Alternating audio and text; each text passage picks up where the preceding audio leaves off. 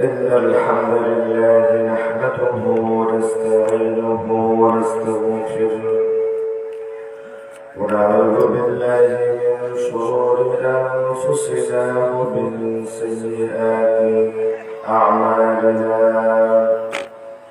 من يهد الله فلا مضل له ومن يضلله فلا هادي له ونشهد أن لا إله إلا الله وحده لا شريك له ونشهد أن سيدنا وحبيبنا ومولانا محمدا عبد الله ورسوله الذي أرسله بالحق بشيرا ونذيرا وداعيا إلى الله بإذنه وسراجا منيرا فقد قال الله تعالى في كلامه المجيد وبرهانه التوحيد أعوذ بالله من الشيطان الرجيم بسم الله الرحمن الرحيم إن الله يأمر بالعدل والإحسان وإيتاء ذي القربى وينهى عن الفحشاء والمنكر والبغي يعظكم لعلكم تذكرون صدق الله العظيم وصدق رسوله النبي الحبيب الكريم ونحن على ذلك من الشاهدين والشاكرين والحمد لله رب العالمين إن الله وملائكته يصلون على النبي يا أيها الذين آمنوا صلوا عليه وسلموا تسليما اللهم صل على سيدنا مولانا محمد وعلى آل سيدنا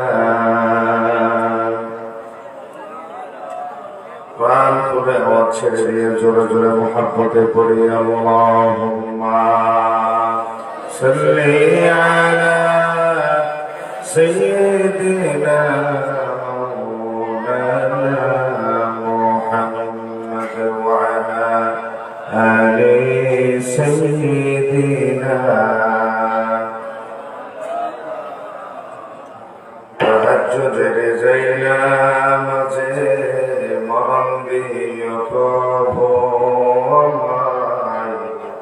إقامة دين كاتر قبل كوني وماي اللهم صل على سيدنا مولانا محمد وعلى آل سيدنا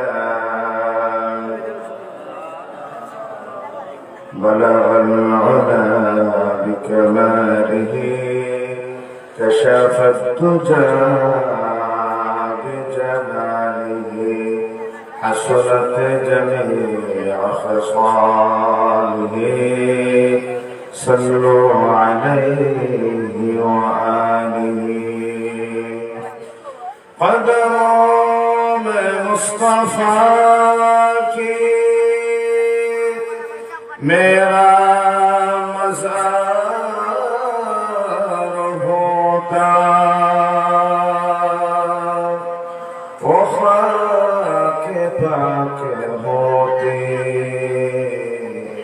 میں خاک سار ہوتا بلغ العلا بكماله كشف الدجى بجماله حسنت جميع خصاله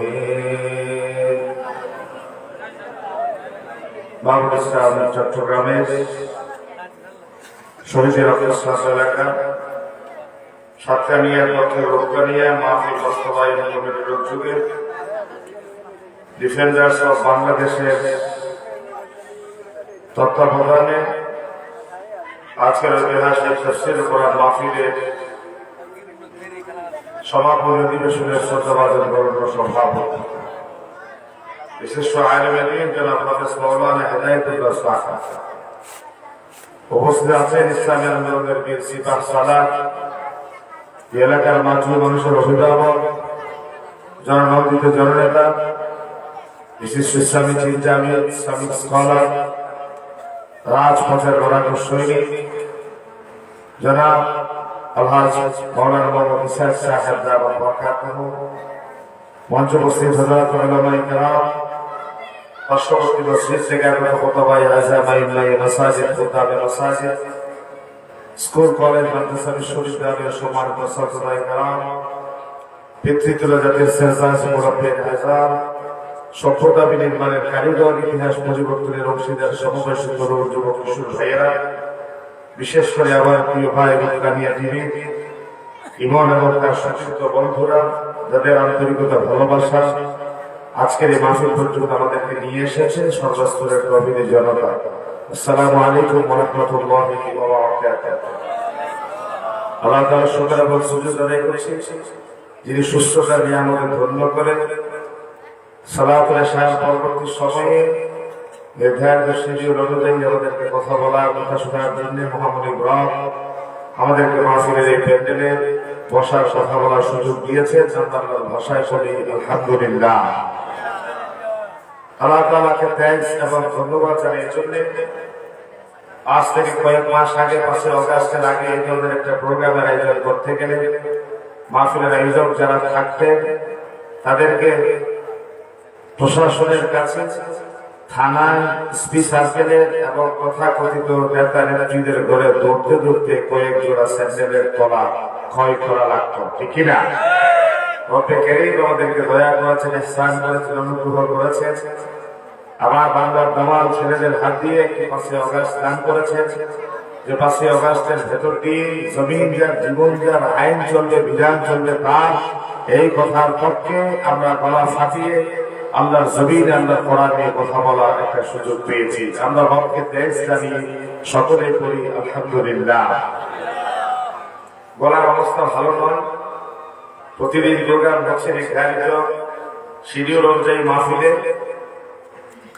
আজকে ছিল জুমার দিন বিশ্ববিদ্যালয়ে ক্লাস নিয়ে জুমাতে আলোচনা করা এই মাহফিলে দীর্ঘ সময় সফর করে আসা আবার শহরে চলে যাওয়া আগামীকাল সারাদিন ব্যাপী টিসি এরপরে আছে রাত্রিবেলায় রংগত মাহফিল সবকিছুর সংমিশ্রণে শরীরের অবস্থা ততটা ভালো না এজন্য যত দ্রুত যত তাড়াতাড়ি সম্ভব আপনারা একটা নির্ধারিত বিষয় দিয়েছেন এই নির্ধারিত বিষয়ের হক আদায় করার চেষ্টা করব এই রোগকানিয়ার মাহফিল এটি চিরাচরিত ঐতিহ্যবাহী মাহফিল বাংলাদেশের শীর্ষস্থানী উলামায়ে কেরাম বাংলাদেশের শীর্ষস্থানী আলোচক যাদের ভেতরে উলামায়ে কেরামদের শ্রদ্ধা আছে সম্মান আছে ভালোবাসা আছে লোকজনের আকর্ষণ আছে সব উলামায়ে কেরাম এই মাহফিল অতীতে মেহমান হয়ে আলোচনা পেশ করেছেন ঠিক না আজ দেশকে উলামায়ে কেরামরা কথা বলবেন রোগকানিয়ার জমিন কোরআনের ময়দান এই জমিন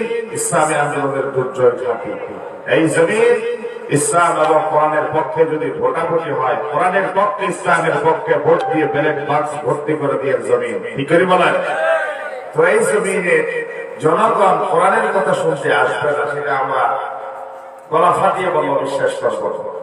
কেউ ব্যস্ত আছেন, কেউ খাচ্ছেন, কেউ নানা ঝামেলার ভেতরে, অবশ্যই ওলামায়ে কেরামদের শ্রদ্ধা, সম্মান, ভালোবাসা অন্তরে লালন করে প্রতি বছরের ন্যায় এই মাহফিলকে তারা কানায় কানায় পূর্ণ করে দিয়ে কোরআনের প্রতি শ্রদ্ধা, ভালোবাসা অবশ্যই প্রকাশ করবে। এই বিশ্বাস আমাদের আছে না নাই? অবশ্যই আছে। আসুন আমরা নির্ধারিত বিষয়ের কথা শুরু করি। আমাকে আপনারা একটা বিষয় দিয়েছেন, আল্লাহর দরবারে ন্যায় ইনসাফ প্রতিষ্ঠার মর্যাদা। বিশ্বনবী মুহাম্মদ রাসূলুল্লাহ সাল্লাল্লাহু আলাইহি ওয়াসাল্লাম ছিলেন হক ও ইনসাফের প্রতীক। আমাদের সামনে কোরআনুল কারীমের একটি আয়াত তেলাওয়াত করেছি, সেটি হচ্ছে কোরআনুল কারীমের হাকিম নামে সূরা আছে, পিঁপড়ার নামে সূরা আছে, মৌমাছির নামে সূরা আছে, মাকড়সার নামে সূরা আছে। যে 170টি সূরার ভেতরে মৌমাছির নামে যে সূরাটা আল্লাহ তাআলা নাযিল করেছে, সেই সূরার 90 নম্বর আয়াত, আল্লাহ তাআলা সেই আয়াতে বলছেন, ইন্নাল্লাহা ইয়া'মুরু বিল আদলি ওয়াল ইহসান। তিনি তোমাদেরকে নির্দেশ দিচ্ছেন তোমরা আদল এবং ইহসান কায়েম করো, ন্যায় বিচার প্রতিষ্ঠা করো, জাস্টিস যেন তোমাদের ভেতরে বিদ্যমান থাকে। লাকাদ আরসালনা রাসূলানা বিল বায়িনাত ওয়া আনজালনা মা'আহুমুল কিতাব ওয়াল মিজানা লিয়াকুমা আন-নাসু বিল কিসত। ইনসাফ এবং আদল ভিত্তিক একটা সমাজ যদি প্রতিষ্ঠিত হয়ে যায়, দরজা খোলা রেখে ঘুমানো যাবে। আমার সুন্দরী মা বোনেরা মাইলের পর মাইল নির্বিঘ্নে নিরাপত্তার সাথে সফর করতে পারবে। কোন কোন দুর্বৃত্তায়ন আমার মা বাবার পকেটে আমার সুন্দরী নারীর দিকে লোল দৃষ্টি দিয়ে সাহস নিবার সুযোগ থাকবে না, ঠিক কিনা বলে? এই ন্যায় বিচার আজ জাদুঘরে বন্দী হয়ে আছে।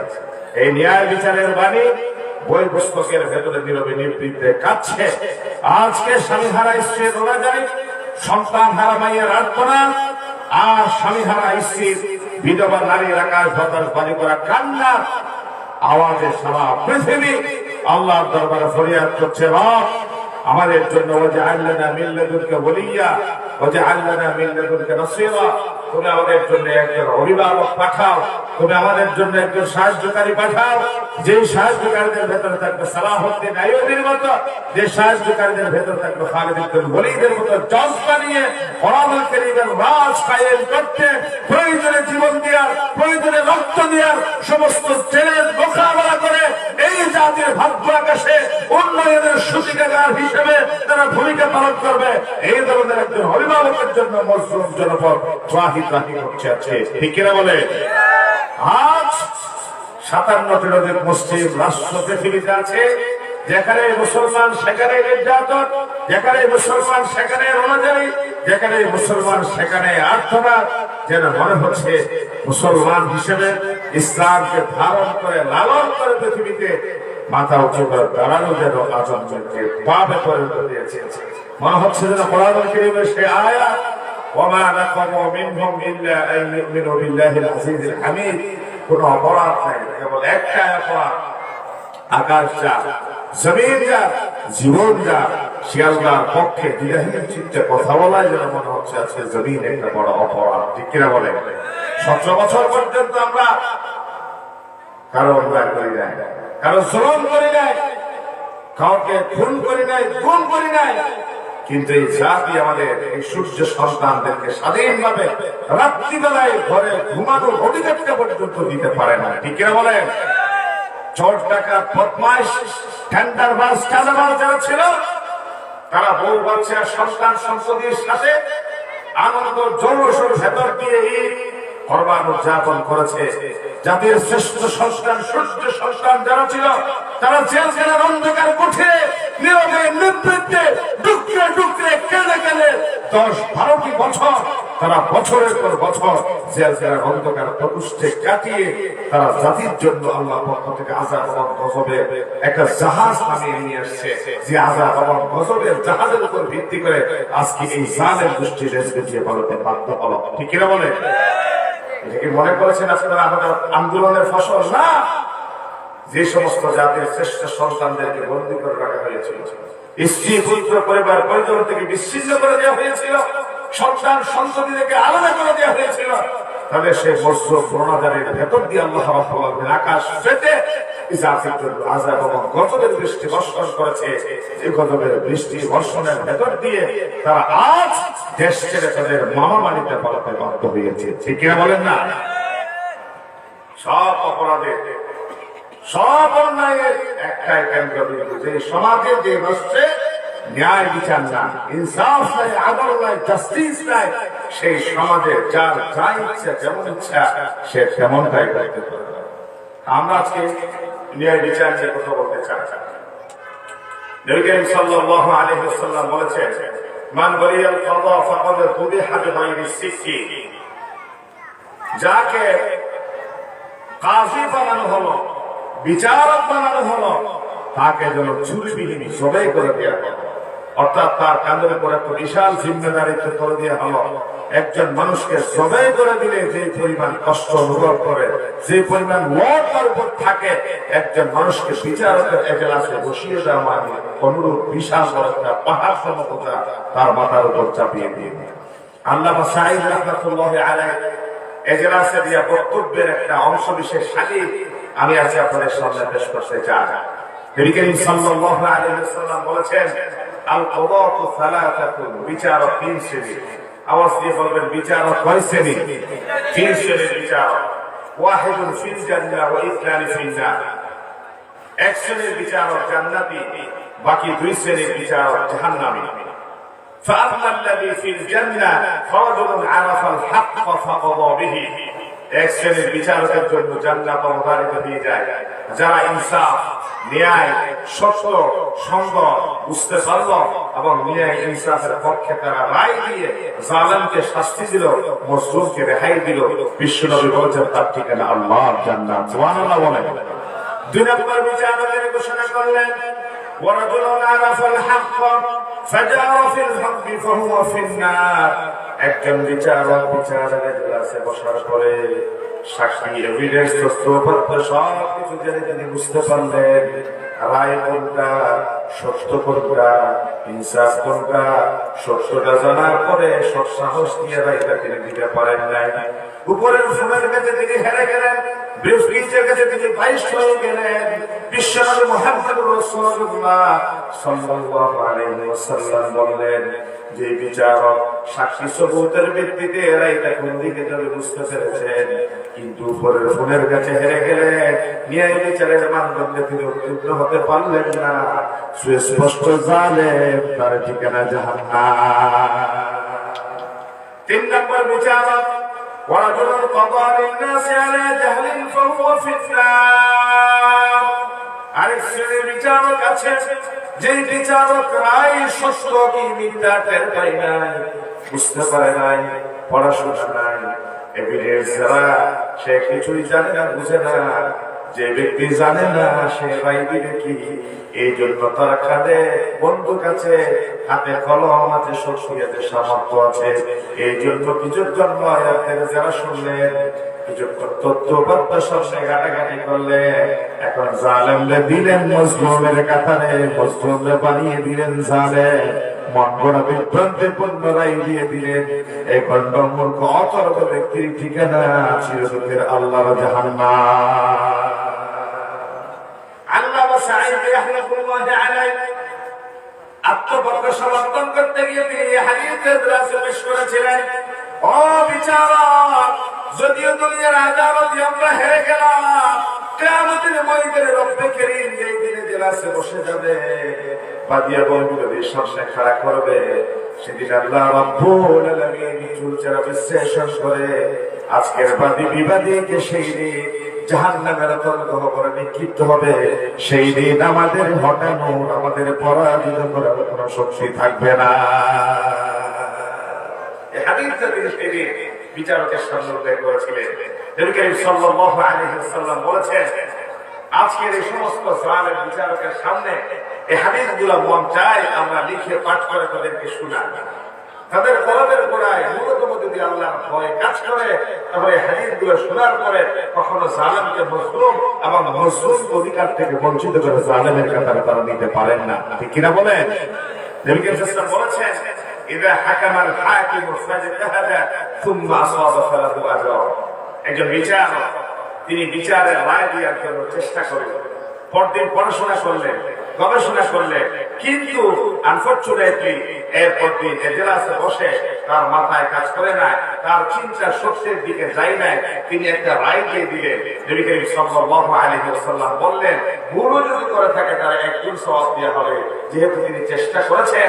যদি বিচারক সত্য বিচারের রায় যথার্থভাবে তিনি দিতে পেরেছেন এবং পূর্বের দিন গবেষণা করেছেন, স্টাডি করেছেন এবং জালেমকে জালেমের পর্যায়ে, মজলুমকে মজলুম হিসেবে অধিকার দেওয়ার জন্য তিনি প্রাণান্তকর প্রচেষ্টা চালানোর ভেতর দিয়ে রায়টা কার্যকর করেছেন। বিশ্বনবী বলেছেন ফালাহু আজর, তার আমল নামায় আল্লাহ দ্বিগুণ সওয়াব দিয়ে দিবেন। সুবহানাল্লাহ বলেন। বাবারা বিচারক, আমরা মনে করি যারা শুধু ছোট বিচার রায় ফাইসলা দেয় তারা না।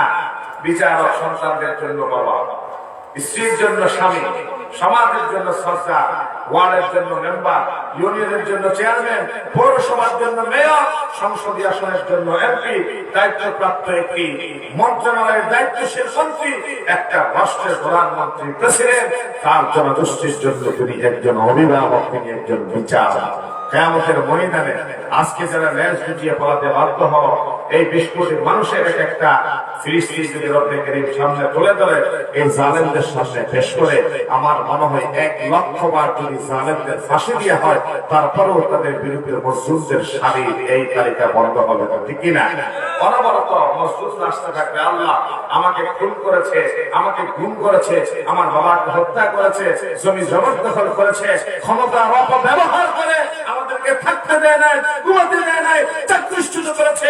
আল্লাহ আজকে তোমার দরবারে ফাইসালা চায়, এই সমস্ত জালেমদের জন্য জাহান্নাম তুমি নির্ধারণ করে দাও। সকলে বলে আমিন। আল্লাহ সাহাবী 20 বছর পর্যন্ত তাফসীর করতে পারে না। এই 20 বছর পর্যন্ত যদি তিনি তাফসীর মাহফিল করতে পারতেন, প্রতি মাহফিলে যদি 5 জন করে মানুষ ইসলাম গ্রহণ করত, তাহলে এক একটা মাহফিল থেকে 20 বছরে 100 জন করে মুসলমানের সংখ্যা বাড়ত। আর এই ধরনের 100 মাহফিল যদি তিনি 20 বছরে বাংলাদেশে করতে পারতেন, তাহলে কত হাজার মুসলমান এই জাতির উপহার পেত, সেটা তো ক্যালকুলেটরে ধরে ধরে। এই সমস্ত হেলায়ত থেকে বঞ্চিত মানুষ যদি আল্লাহর দরবারে নালিশের আন্দোলন করে, সেদিন শুধুমাত্র এই কোরআনের তাফসীর মাহফিল শুনে, গত সপ্তাহে আপনারা দেখেছেন চকরিয়ার একটা মাহফিলে আমার প্রিয় ভাই মাওলানা তারেক রহমান সাহেবের হাতে 23 জন একই পরিবারের ইসলাম ধর্ম গ্রহণ করে মুসলমান হয়েছে। সুবহানাল্লাহ বলেন। এই জালেমদের জন্য, জাহান্নামী হওয়ার জন্য এটাই তো যথেষ্ট। প্রিয় ভাইরা আমার, আজকে ন্যায় বিচার নিয়ে যদি কথা বলতে চাই, ন্যায় বিচারের বাণীগুলো বই পুস্তকের ভেতরে নীরবে নিবৃত্তে কাঁদে। মনে হচ্ছে যেন মাটি ফ্রাই, দুনিয়া চলছে জোরটার মুলুকটা। আমার ক্ষমতা আছে, আমার প্রভাব আছে, আমার প্রতিপত্তি আছে, জনসমর্থন আছে, আমার মন যা আছে আমি তাই করবো। একজন রিক্সাওয়ালা রিক্সায় বসে সিগারেট সুখান দিল, তাকে জরিমানা করা হলো 50 টাকা। আর আমার ব্যাংক লোকেরা আমার দেশকে সেটা পুড়ে পুড়ে খেয়েছে, আমার দেশের ভেটের ট্যাক্সের টাকা দিয়ে করে ওটা নানা বিল্ডিং দালান কোটা পর্যন্ত তারা নিজেদের পৈতৃক ভিটাবাড়ি মনে করে বিক্রি করে দিয়ে পাইকারি করে বিদেশের বাড়িতে তারা বাড়ি গাড়ি নির্মাণ করেছে। ওই সমস্ত রাঘব বোয়ালদের বিচারের কথা যখন আসে, তখন বিচারক বিব্রত বোধ করে তাদের বিচারে সেই পয়সা হাতে নিতে ভয় পায়, ঠিক কিনা বলেন না? আমার 50 টাকা জরিমানা করার জন্য তাদের কলম কাঁপে না, আর রাঘব বোয়ালদের 1000 কোটি টাকার দুর্নীতির ফিরিস্তি উল্টাতে তাদের নিজেদের রকম কিন্তু দিয়ে দিয়ে। নবী করিম সাল্লাল্লাহু আলাইহি ওয়াসাল্লাম কুরাইশ গোত্রের বনে বখশিয়ে এক মহিলাকে ছুরি দিয়ে অভিযুক্ত হওয়ায় তিনি ফয়সালা করলেন তার হাত কেটে দেওয়া। সাহাবায়ে কেরামদের মাঝে একটা গুঞ্জন শুরু হলো যে এই বনে বখশিয়ে গোত্রের ভেরি ডিগনিফাইড এবং স্ট্যাটাস সম্পর্কিত এই মহিলার হাত যদি কেটে দেওয়া হয়, একটা আনওয়ান্টেড সিচুয়েশন ক্রিয়েট হতে পারে। সুতরাং আমরা এই মহিলার বিচারের রায়তে হাত কর্তনের সিদ্ধান্ত দেওয়া হলো, আমরা আমার নবীর কাছে গিয়ে রিভিউ করার আবেদন করি যেন এই মহিলার হাত কর্তন না করে অন্যভাবে তার ফয়সালা করা যায়। সাহাবায়ে কেরামদের কেউ সাহস পায় না নবীর কাছে যাওয়ার জন্য। তারা খোঁজাখুঁজি করে একজনকে পেল, যে নবী করিম সাল্লাল্লাহু আলাইহি ওয়াসাল্লামের ফলপুত্র যায়েদের সন্তান উসামা রাসূলুল্লাহ নাতি সকলে মিলে হযরত যায়েদের কাছে যায়। যায়েদে বুঝিয়ে বলো যায়েদে ওসমান ইবনে রাসূলুল্লাহ ওসামা রাসূলুল্লাহর কাছে যাও। হযরত ওসামা ইবনে যায়েদ রাসূলুল্লাহর কাছে গেলেন। তিনি দাদার পাশে দাঁড়িয়ে বললেন, ইয়া জাদ্দি, বলে মুসলিম গোত্রের এক মহিলা চুরির দিয়ে অভিযুক্ত হলো, আপনি হাত তুলে ফয়সালা দিয়ে দিলেন। সাহাবায়ে কেরামরা মনে করলেন এই মহিলার হাত যদি কেটে দেওয়া হয় আরবের ভেতরে একটা অনাকাঙ্ক্ষিত ঘটনা ঘটে যেতে পারে। নবী করিম সাল্লাল্লাহু আলাইহি ওয়াসাল্লাম ওসামা ইবনে যায়েদের বক্তব্য শুনে তিনি দাঁড়িয়ে গেলেন, রবের প্রশংসা করলেন, ছোট্ট একটা বক্তব্য দিলেন। সেই বক্তব্যের ভেতরে তিনি দাঁড়িয়ে বললেন, অতীতের ভেতরে আল্লাহ রাব্বুল আলামিন সমস্ত সম্প্রদায়কে ধ্বংস করে দিয়েছে, যাদের ভিতরে সম্ভ্রান্ত এই যুগে কোনো মেম্বার যদি অন্যায় করত, অপরাধ করত, তারা তাদেরকে ছেড়ে দিত। আর যখন কোনো গরিব অসহায় প্রবল চিত্তের কেউ যখন ছোট্ট কোনো অপরাধ করত, আকামু আলাইহিল হাদ, তার উপর শরীয়তের বিধানকে কার্যকর করা হতো। আল্লাহ রাব্বুল আলামিন এই অপরাধের জন্য অতীতে অনেক কম সম্প্রদায়কে ধ্বংস করে দিয়েছে। বিশ্বনবী মুহাম্মদ রাসূলুল্লাহ সাল্লাল্লাহু আলাইহি ওয়াসাল্লাম তার বক্তব্য দিলেন, ওয়াল্লাহ, আল্লাহর কসম, আল্লাহর শপথ করে বলছি, লাউ আন্না ফাতিমাতা বিনত মুহাম্মদ সারাকাত লাকাতাতু ইয়াদাহা, যদি বলে মুসলিম গোত্রের মহিলার জায়গায় আমি মুহাম্মদ সাল্লাল্লাহু আলাইহি ওয়াসাল্লামের মেয়ে ফাতিমা যদি চুরির দিয়ে অভিযুক্ত হতো, আল্লাহর কসম করে বললাম আমার মেয়ে ফাতিমার হাত কেটে দিতে আমি মুহাম্মদ দ্বিধাবোধ করতাম না। আল্লাহু আকবার। কি ধরনের ন্যায় বিচারের প্রচেষ্টা প্রদর্শন করেছে আমার নবী মুহাম্মদ রাসূলুল্লাহ সাল্লাল্লাহু আলাইহি ওয়াসাল্লাম। শুধু কি তাই, হযরত ওমর ইবনে খাত্তাব রাদিয়াল্লাহু তাআলা আনহু, তিনি তার অষ্টম সন্তান যাকে বলা হয় আব্দুর রহমান, তিনি পরিচিত ছিলেন মারুফুন বি আবি শাহমা, আবু শাহমা নামে তিনি পরিচিত ছিলেন। মিশরের জমিনে তিনি মদ্যপান করেছেন। নিয়ে আসা হলো, জল্লাদকে নির্দেশ দিলে তুমি তার বেত্রাঘাত করো। 3টা বেত দেওয়ার পরে জল্লাদকে বলে, তুমি কি বেত দাও নাকি চাকরি বাঁচাও? বেতটা হাতে নিলেন। হযরত ওমর এবার বেত দিয়ে শুরু করলেন, বলে যে দিয়েছে 3 বেত, আমার হিসেবে ধরা হবে 1 বেত। তিনি এভাবে করতে করতে প্রায় 30-35 বেত দেওয়ার পরে ছেলে মৃত্যুর কোলে ঢলে পড়লো। গোসল দেওয়ানো হলো, জানাজা সম্পন্ন হলো, দাফন কাফন শেষ হলো। একটা পর্যায়ে হযরত ওমর আবার জল্লাদকে বলে, বেতটা হাতে এনে দাও। একজন মানুষ যদি মদ্যপায়ী হয় তার শাস্তি হচ্ছে 80 দরবার। বলবেন কয় দরবার? 80 জালদা 80 দরবার তাকে দিয়ে দাও। বাকি 40 বেত তিনি খবর চালাতে শুরু করলেন। 80 বেত শেষ হলো, আকাশ বাতাস ভারী ভারী ঠান্ডা। তিনি সিজদায় বসে পড়ে বাবার কাছে ফরিয়াদ করলেন, অর্ধ পৃথিবীর শাসক ওমর তার সন্তান শরীয়তের বিধান লঙ্ঘন করেছে। ওমর এখন পর্যন্ত 22 সন্তানের প্রতি অনুগ্রহ অনুকম্প প্রকাশ করে নাই। আল্লাহ তোমার দিন কায়েমের জন্য ওমর তার সন্তানকেও ছাড়বে না। আল্লাহু আকবার। আবু বকর সিদ্দিকের ফয়সালা জানেন? রিদ্দার যুদ্ধের ব্যাপারে একজন সাহাবী এসে বললেন, ইয়া রাসূলুল্লাহ, যাকাতের জন্য গিয়েছিলাম, কোন কোন সাহাবী বলছে তারা নাকি এই বছর যাকাত দিতে পারবে না, কারণ মুহাম্মদ রাসূলুল্লাহ সাল্লাল্লাহু আলাইহি ওয়াসাল্লাম ইন্তেকাল করেছে। যারা আমার নবীর সঙ্গে যাকাত দিতে তারা এখন আর যাকাত দিবে না। হযরত ওমর ইবনে খাত্তাব রাদিয়াল্লাহু তাআলা হযরত আবু বকর সিদ্দিক বললেন, ওয়াল্লাহি লা উকাতিলান্না মান ফাররাকা বাইনা সালাতি ওয়াজ যাকাত ফাইন্না আয-যাকাতা হাক্কুল মাল। আল্লাহ কসম করে বলছি, যারা যাকাত তো দিতই, হযরত ওমর রাদিয়াল্লাহু তাআলা আনহু আছে, বিশ্বনবী মুহাম্মদ রাসূলুল্লাহ সাল্লাল্লাহু আলাইহি ওয়াসাল্লামের সময়ে যারা একটা ছাগল দিত, তারা যদি ছাগলের গড়ার দড়িটাও দিত, স্বীকৃতি জানায় আমি আবু বকর তাদের বিরুদ্ধে লড়াইও করতে পারবো। হযরত ওমর পাশের থেকে দাঁড়িয়ে বললেন, খলিফাতুল মুসলিমিন আবু বকর, মুহাম্মদ রাসূলুল্লাহ সাল্লাল্লাহু আলাইহি ওয়াসাল্লাম বলেছেন, মান ক্বালা লা ইলাহা ইল্লাল্লাহ দাখালাল জান্নাহ ওয়া হিসাবুহু আলা আল্লাহ। যে ব্যক্তি লা ইলাহা ইল্লাল্লাহ স্বীকৃতি দিল সে তো জান্নাতি, তার ফয়সালা সওয়াবের সাথে হবে, তার ঈমানের সাথে তার জান নিরাপত্তা দেওয়ার দায়িত্ব খলিফার হাতে। সে তো কালিমার স্বীকৃতি দিয়েছে, কেবলমাত্র যাকাত দিতে স্বীকার করেছে, আপনি কেন তার বিরুদ্ধে যুদ্ধ করবেন? হযরত আবু বকর সিদ্দিক রাদিয়াল্লাহু তাআলা তারপরেও যখন দ্বিধাহীন চিন্তা বলেন আল্লাহ কসম, যারা আমার নবীর জীবদ্দশায় একটা ছাগল দেখার দিত, আজকে ছাগলের গলার রশিও দিতে দিত স্বীকার করে, আমি আবু বকর তার বিরুদ্ধে লড়াই অবতীর্ণ হব। তখন হযরত ওমর বললেন, আমি এখন বুঝতে পেরেছি যে আল্লাহ রাব্বুল আলামিন নিশ্চয়ই আবু বকরের মতো শান্ত প্রিয় মানুষের অন্তরে এই ব্যাপারে নির্দেশনা জারি করেছেন, এই জন্য তিনি এই ব্যাপারে বজ্রকঠোর হয়েছেন। তিনি তারপরে ঘোষণা করলেন, ফাইনাস যাকাত হাক্কুল মাল, মালের যাকাত হচ্ছে এই যাকাত। যাকাতের ব্যাপারে যারা স্বীকার করবে, আমি আবু বকর তাদের ব্যাপারে কঠিন সিদ্ধান্ত নিতে পারব। ইসলামের ব্যাপারে তিনি যদি সেই দিন নবনীত প্রকাশ করতেন, তাহলে আমার নবীর ইন্তেকালের সাথে সাথে সেই দিন ইসলাম মাটির ভেতরে দাফন হয়ে যেত। প্রিয় ভাইরা আমার, ন্যায় বিচারের ব্যাপারে ইসলাম এবং কোরআন কি বলে আমরা একটু ধারাবাহিক ফিরিস্তি শুনি আপনাদের। ন্যায় বিচার যারা করবে, এটা কাউকে খুশি করা, কাউকে বেজার করার জন্য নয়। ন্যায় বিচার হবে কেবল আল্লাহর জন্য। আওয়াজ দিয়ে বলবে, ন্যায় বিচার কার জন্য? জমিন যার আইন চলবে তার, আলা লাহুল খালকু ওয়াল আমর, আল্লাহর বিধান সমুন্নত করবার জন্য হবে ন্যায় বিচার। জিজ্ঞাসা করতে পারেন কোথায় পেলেন এই কথা?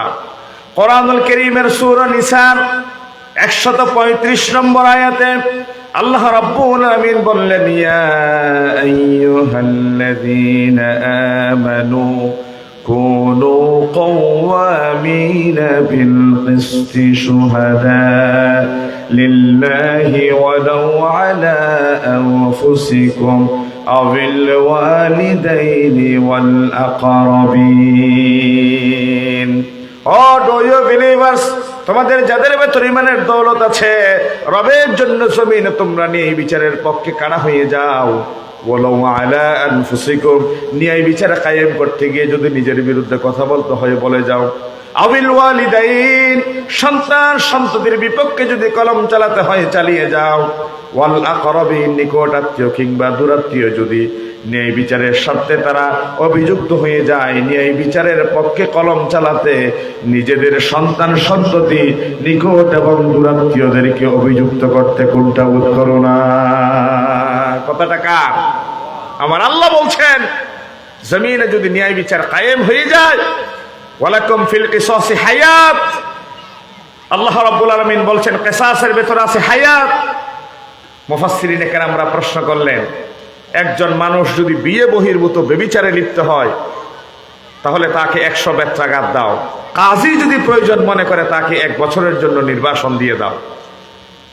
আর যে বিয়ের পরে ব্যভিচারে লিপ্ত হবে, ইসলাম বলছে তারা সিনে পর্যন্ত গেড়ে পাথর মেরে হত্যা করো। কোরআনুল কারীম বলছে কিসাসের ভেতরে আছে হায়াত। ওয়ালাকুম ফিল কিসাসি হায়াত, পাথর মেরে একজন মানুষকে মেরেই ফেললেন আর আপনি বলছেন এই কিসাসের ভিতরে হায়াত কোথায়? আমি তো হায়াত খুঁজে পেলাম না।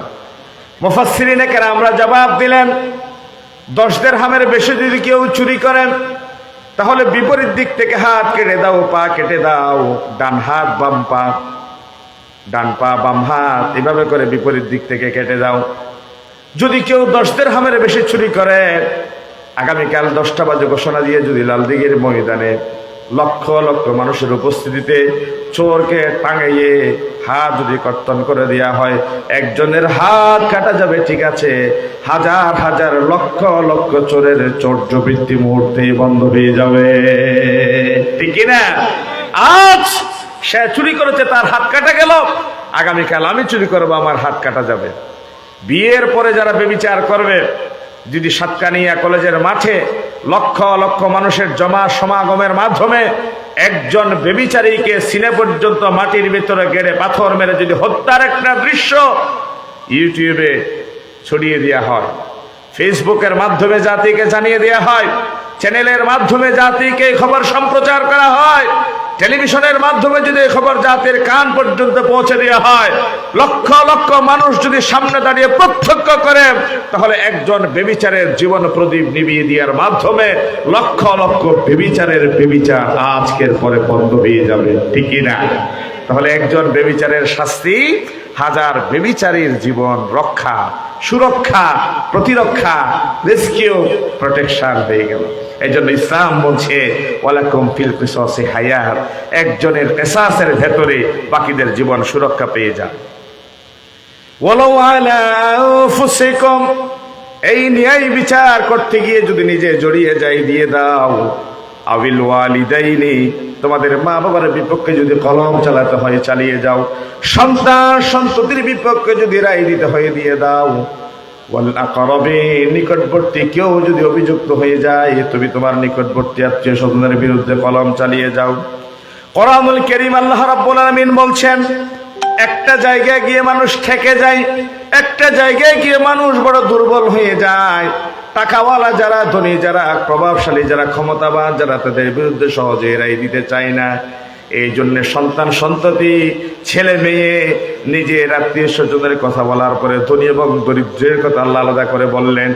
ইয়াকুন গনিয়ান আও ফাকিরান ফাল্লাহু আউলা বিহিমা, যদি ধনী হয় গরিব হয় আল্লাহ উভয়ের ঘনিষ্ঠতর, এই ব্যাপারে কাউকে ছাড় দেওয়া যাবে না। 60,000 কোটি টাকা একটি পরিবার যদি লুটপাট করে, হাজার হাজার কোটি টাকা যদি একটা পরিবার বিদেশে পাচার করে, শিক্ষিত শিক্ষিত জ্ঞানী মূর্খ সকলকে ধরে ধরে একটা সময় ব্যাংকে চাকরি দিল। তাদের লুটপাটের স্বর্গরাজ্যের কথা যখন মানুষকে জানিয়ে দেয়া হলো, গভর্নমেন্ট সিদ্ধান্ত নিতে বাধ্য হলো। আনএক্সপেরিয়েন্স, অদক্ষ যারা, তাদেরকে ছাঁটাই করা হবে। যেমনি একটা সময়ে তাদের ঘরে দুয়ার বন্যা বয়ে যেত, বর্তমান সময়ে সে চাকরিস্থিত ভাইয়ের চোখের পানিতে তাদের উঠান যেন দরিয়াই হয়ে যাওয়ার সমান, ঠিক কিনা?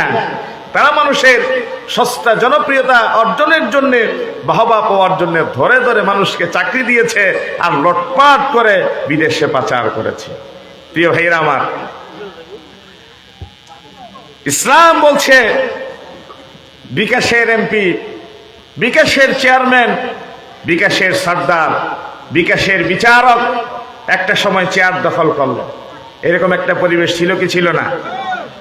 আমরা জানতাম আমার ইসাক ভাই বড় নেতা, আলহামদুলিল্লাহ। ইসাক ভাই আসছে, এলাকার পক্ষ থেকে ফুল দিয়ে সংবর্ধিত করা হলো। এটা আমাদের আবেগ। ইনি যে কোনো পদে অধিষ্ঠিত হয়েছেন এই জন্য ওনাকে কিন্তু সংবর্ধিত করা হয় নাই। ইসলামী আন্দোলনের বীর সিপাহ সালার হিসেবে ওনাকে আমরা সম্মান শ্রদ্ধা প্রদর্শন করলাম। এমন একটা সময় দেখেছি যে এই নেতার আশীর্বাদ পেয়ে কেউ যদি পাশে দাঁড়াতে পেরেছে, এই নেতা যদি কাউকে নাম ধরে ডেকেছে, তাহলে ওই নেতা নিশ্চিত আগামীবার এই ইউনিয়নের চেয়ারম্যান। এই জন্য তার পেছনে মানুষের লাইন এবং তাকে নিয়ে মানুষের অভিনন্দন শুভেচ্ছার কোনো শেষ নাই, ঠিক কিনা বলেন? ইসলাম কি চমৎকার কথা বললেন দেখে। তুমি বিকাশের এমপি হয়ে গেলা, মন্ত্রী হয়ে গেলা, মেম্বার হয়ে গেলা, চেয়ারম্যান হয়ে গেলা, তোমারে কেউ চিনত না, কেউ জানতো না, অপরিচিত আননোন পারসন। এই আননোন পারসন তোমার সাথে মানুষের বিরোধ ছিল, কনফ্লিকশন ছিল, অন্তর্দ্বন্দ্ব ছিল। রাতারাতি তুমি আঙ্গুল ফুলে কলা গাছ। এখন তুমি হয়ে গেলা চেয়ারম্যান, যার সাথে গতকাল তোমার বিরোধ ছিল সে হয়ে গেল তোমার বিবাদী। আপনার এজলাসে এখন দুর্বল চিত্তের অসহায় সেই মানুষটা যখন বিচার প্রাপ্তি হয়ে দাঁড়ালো, ইসলাম বলছে এমত অবস্থায় তোমার লাকে ফেভার করেছে বলে তুমি চেয়ারম্যানের চেয়ারে অধিষ্ঠিত হলা। যার সাথে তোমার গতকাল পর্যন্ত বিরোধ ছিল, ওই মানুষটা তোমার সামনে যে বিচার প্রাপ্তি হয়ে দাঁড়িয়েছে তার উপর তুমি জুলুম করো না, বিচার করো না। কোরআনুল কারীম আল্লাহ রাব্বুল আলামিন বলেন, চান্স হিসেবে তোমার ক্ষমতাকে ব্যবহার করো না। নদীর এপারে বাগে ওপারে গড়ে, এই তো নদীর খেলা। সকাল বেলার ধনীর তুই ফকির সন্ধ্যা বেলা।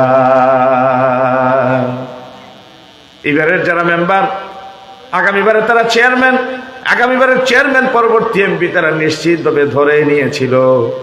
কিন্তু এইবারে যারা চেয়ারম্যান হলো পরবর্তী এমপি হতে পারে নাই, এইবারে যারা এমপি হলো পরবর্তী তারা মন্ত্রী হতে পারে নাই। যত টাকা দিয়ে বিকাশে এমপি এই পদটা কিনে নিয়েছে, চেয়ারম্যানশিপ কিনে নিয়েছে, সব টাকার উপর যেন এইবারে লাল বাতি জ্বলে উঠলো, ঠিক কিনা বলে? কোরআনুল কারীম আল্লাহ রাব্বুল আলামিন বলেন, ওয়ালা ইয়াজরিমান্নাকুম শানাআনু কওমিন আলা আল্লা তা'দিলু ই'দিলু হুয়া আকরাবু লিত্তাকওয়া খবরদার, গতকাল পর্যন্ত যার সাথে তোমার বিরোধ ছিল, আজকে তোমার কাঁধের উপর বন্দুক আছে, তোমার হাতে কলমের ক্ষমতা আছে, এই জন্যই তুমি তোমার ক্ষমতাকে চান্স হিসেবে গ্রহণ করো না, তারা বিপদে ফেলো না। আজকে যদি তুমি তোমার ক্ষমতাকে অপব্যবহার করো, আল্লাহ রাব্বুল আলামিন তোমার থেকে জানতে চাচ্ছেন, আলাইসাল্লাহু বিআহকামিল হাকিমিন। ও বিচারক, তুমি মানুষের অধিকার নিয়ে ছিনিমিনি খেললা, মানুষকে অধিকার থেকে ডেপ্রাইভ করলা, বঞ্চিত করলা। একটা সময় রব তোমার উপর আহকামুল হাকিমিন যখন বিচারকের এজলাসে বসে যাবে, ওই দিন তোমাকে আমার আল্লাহর আদালত থেকে কেউ রেহাই দিতে পারবে না, ঠিক না? মালিক ইয়াউমিদ্দিন, in the day of judgment, তিনি যখন বিচারক হয়ে বসে যাবেন, সেই দিন তোমাকে বাঁচাবে কে? বিশ্বনবী মুহাম্মদ রাসূলুল্লাহ সাল্লাল্লাহু আলাইহি ওয়াসাল্লাম বললেন, কুল্লুকুম রাঈন ওয়া কুল্লুকুম মাসউলুন আন রাইয়াতিহি। তোমরা প্রত্যেকেই দায়িত্বশীল, তোমরা প্রত্যেকেই বিচারক। খবরদার, তোমাদের অধীনস্থদের উপর যেন তোমাদের জুলুমের কলম না চলে। বিশ্বনবী মুহাম্মদ রাসূলুল্লাহ সাল্লাল্লাহু আলাইহি ওয়াসাল্লামের সাকরাত শুরু হয়ে গিয়েছে। জিবরিল আমিন এসে হাজির, মা ফাতেমা রাদিয়াল্লাহু তাআলা আনহার সামনে দাঁড়ানো। বিশ্বনবী সাল্লাল্লাহু আলাইহি ওয়াসাল্লাম অন্তিম মুহূর্তে দুটো কথা বললেন, আসসালাত আসসালাত ওয়া মা মালাকাত আইমানুকুম, নামাজ নামাজ এবং তোমাদের অধীনস্থ দাসী। এই নামাজ কায়েমের জন্য কত রক্ত দিলাম, আর জমিনে উঁচু নিচুর ভেদাভেদ দূরীকরণের জন্য আমি নবী কত সংগ্রাম করলাম। এই জন্য বিশ্বনবী মুহাম্মদ রাসূলুল্লাহ সাল্লাল্লাহু আলাইহি ওয়াসাল্লাম বললেন, আন্নাসু সাওয়াসিয়াতুন কাসদাদিল মুশতিল ওয়াহিদ, লা ফাদলা লিআরাবি আলা আজামি ইল্লা বিত্তাকওয়া। চিরুনির দাঁতগুলা যেমন সমান এবং সমান্তরাল থাকে, ধনী দরিদ্র সকল মানুষ সমান। খবরদার, ধনী দরিদ্রের পার্থক্যের কষাঘাতে যেন কেউ আর কারো উপর জুলুমের করাত না চালায়। কুল্লুকুম আবনাউ আদম, তোমরা সকলেই আদমের সন্তান। ও আদমু মিন তুরাব, আর আদমরে সৃষ্টি করা হয়েছে মাটি থেকে। একজন মানুষকে যখন কবরে দাফন করার জন্য কবরে নামায়, আত্মীয় স্বজনরা কবরের পারে দাঁড়িয়ে সমস্যারে বলতে দেখি, মিনহা খলাকনাকুম ওয়া ফিহা নুঈদুকুম ওয়া মিনহা নুখরিজুকুম তারাতান উখরা। বান্দা, তোমার মাটি থেকে সৃষ্টি করা হলো, আজ মাটির ভিতরে দাফন করে দেয়া হচ্ছে। আবার ইসরাফিল যখন সিংহায় ফুৎকার দিবে, মাটি থেকে তোমাকে বের করে নিয়ে আসা হবে। এই জন্য সকলে আদম সন্তান। আদম সন্তানের ভেতর যেন কোনো ফারাক না থাকে, কোনো পার্থক্য না থাকে। কোরআনুল কারীম আল্লাহ রাব্বুল আলামিন বলেন, ওয়া কুনতুম আলা শাফা হুফরাতিন মিনান নারি ফাআনকাযাকুম মিনহা كذلك يبين الله لكم آياته لعلكم تهتدون। তোমরা জাহান্নামের কিনারা পর্যন্ত পৌঁছে গিয়েছিলাম, আমি আল্লাহ ফাসবাহতুম বিনিআমাতিহি ইখওয়ানা, পরস্পরকে পরস্পরের সাথে ভ্রাতৃত্বের বন্ধনে আবদ্ধ করে দিলাম। খবরদার, তোমাদের এই ভেতরে উঁচু নিচু পার্থক্য করে বাদনবাদ সৃষ্টি করো না। ওয়া তুসাউইয়া বাইনাহুম আলা ইখতিলাফি তাবাকাতিহিম, নামাজের ভেতরে কে আমির কে ফকির সেটা যেন পার্থক্য না থাকে। এই জন্য কাতারে কাঁধে কাঁধ মিলিয়ে সারিবদ্ধভাবে দাঁড়ানো আমি আল্লাহ ফরজ করে দিলাম, যেন করে জমিন আল্লাহর সৃষ্টি, আল্লাহর সৃষ্টির ভেতর যেন তোমাদের কোনো পার্থক্য না সৃষ্টি হয়ে যায়। প্রিয় ভাইরা আমার, সকল বিচারকের মডেল মুহাম্মদ রাসূলুল্লাহ সাল্লাল্লাহু আলাইহি ওয়াসাল্লাম। আমরা কালিমার সূত্রে জেনেছি, কালিমার ভেতরে দুটো ক্লস। একটা ক্লস হচ্ছে লা ইলাহা ইল্লাল্লাহ, আর একটা ক্লস হচ্ছে মুহাম্মদ রাসূলুল্লাহ। অর্থাৎ আমার আল্লাহ কি বলেছেন আর আমার রসুল কি করেছেন, এর বাইরে আমাদের কোনো ইসলাম মানার মন্ত্র থাকতে পারে না। লেলিন, কালমাক, মাউশেতুন, এই জাতির জন্য অনেক কিছু করার চেষ্টা করেছে, কিন্তু যেখানে লেনিনের আদর্শ, যেখানে কার্ল মার্কসের আদর্শ, যেখানে মাও সেতুনের আদর্শ বাস্তবায়নের চেষ্টা করেছে, সেখানে ব্যর্থতায় পর্যবসিত হয়েছে। এই জাতির স্বাধীনতার 53-54 বছর বয়সে বাবার শাসন দেখেছে, চাচার শাসন দেখেছে, মেয়ের শাসন দেখেছে, স্ত্রীর শাসন দেখেছে। সব শাসন যেন মিথ্যার ফুলঝুরি, মিথ্যার বড়ডুবি। এখন একটা শাসন দেখার বাকি আছে, সেই শাসন হচ্ছে ইসলাম এবং কোরআনের শাসন। ঠিক কিনা বলেন? সেই শাসনেই বলে মুহাম্মদ রাসূলুল্লাহর শাসন। আজকে আমি বিশ্ববিদ্যালয়ের ক্লাসে পড়াছিলাম the charter of Medina, Medina সনদ। মদিনা সনদের 47টা ধারা। মদিনা সনদের 47টা ধারার অনেকে 52টাও বলেছেন। এই ধারার উপরে যখন আমরা ক্লাস নিচ্ছিলাম, আমি আশ্চর্য হয়ে গেলাম। আজ থেকে 1500 বছর আগে, 1500 বছর আগে জেনেভা কনভেনশন এবং পৃথিবীতে আধুনিক যত চুক্তি এবং মৈত্রী সম্পাদিত হয়েছে, সব চুক্তি এবং মৈত্রীর সকল ধারাকে যদি এক জায়গায় একত্রিত করে যত মানবাধিকারের কথা এক জায়গায় জমা করা যাবে, সকল মানবাধিকারের কথার চেয়ে 1500 বছর আগে আমার নবীর লিখিত সেই মদিনা সনদের চুক্তির ধারা সবচেয়ে বলিষ্ঠ এবং স্ট্রং ধারা। সুবহানাল্লাহ বলেন। আপনারা পড়ে দেখবেন, অনলাইনে সার্চ করলে পাবেন। The charter of Medina, Medina সনদ এবং তার ধারাসমূহ।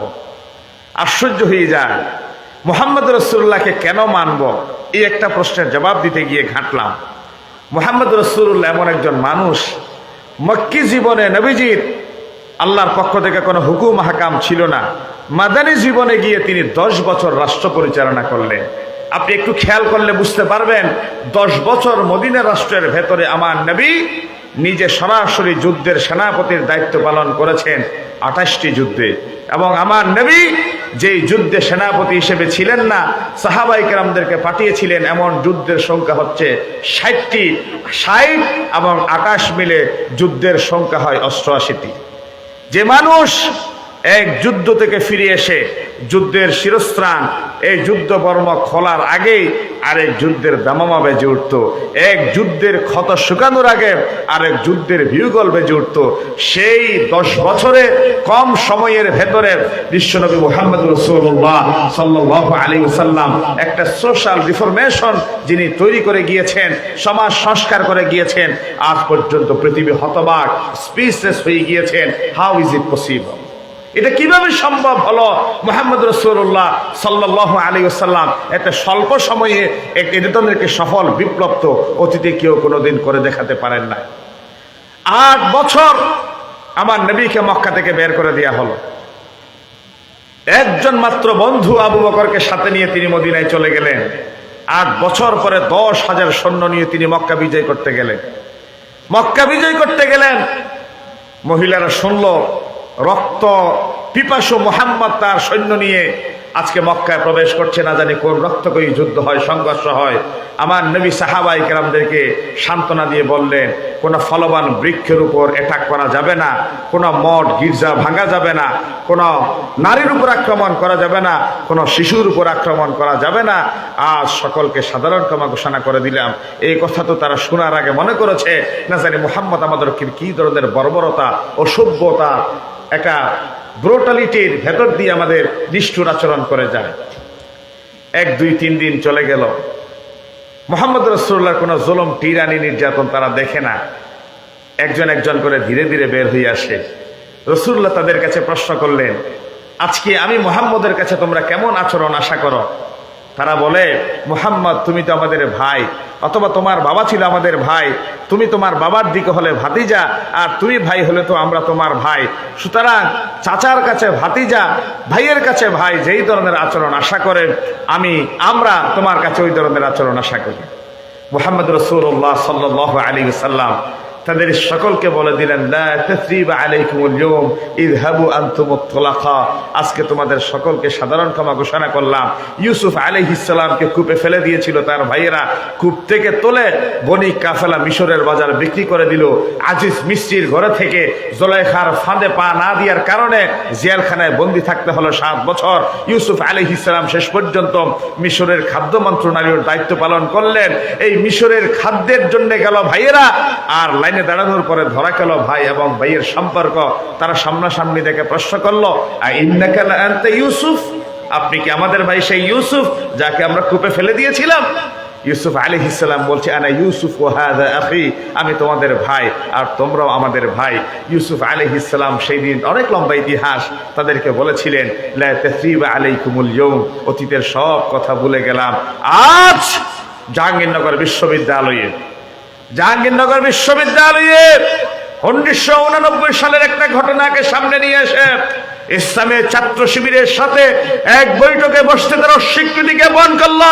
ইসলামী ছাত্র শিবিরের পক্ষ থেকে বলা হলো, 1989 সালের একটা হত্যাকাণ্ডকে সামনে নিয়ে এসে তোমরা যদি আমাদের সাথে বসতে স্বীকৃতি জানাও, 1990 সালের পর থেকে এই পর্যন্ত তোমাদের হাত দিয়ে তিন জন ভাই শাহাদত বরণ করেছে, তার সুস্পষ্ট তথ্য প্রমাণ আমাদের হাতে আছে। এখন 2024 সাল, তোমরা যদি আমাদের অতীত ইতিহাস ঘাটো, আমরাও তোমাদের অতীত ইতিহাস ঘাটবো। অতীতের দিকে ঠেলে দাও। 2024 সাল থেকে নতুন শপথ নিয়ে, নতুন প্রত্যয় নিয়ে আমরা নতুন একটি বাংলাদেশ গঠন করতে চাই। ঠিক কিনা বলেন?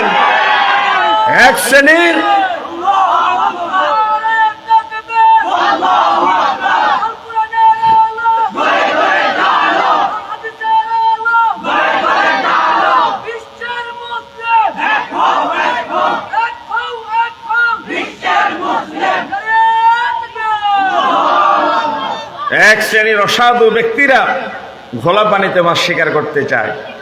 গতকাল চট্টগ্রাম পলিটেকনিক একটি শান্ত পরিবেশে আমার 8 জন ভাইকে কুপিয়ে তারা জখম করেছে।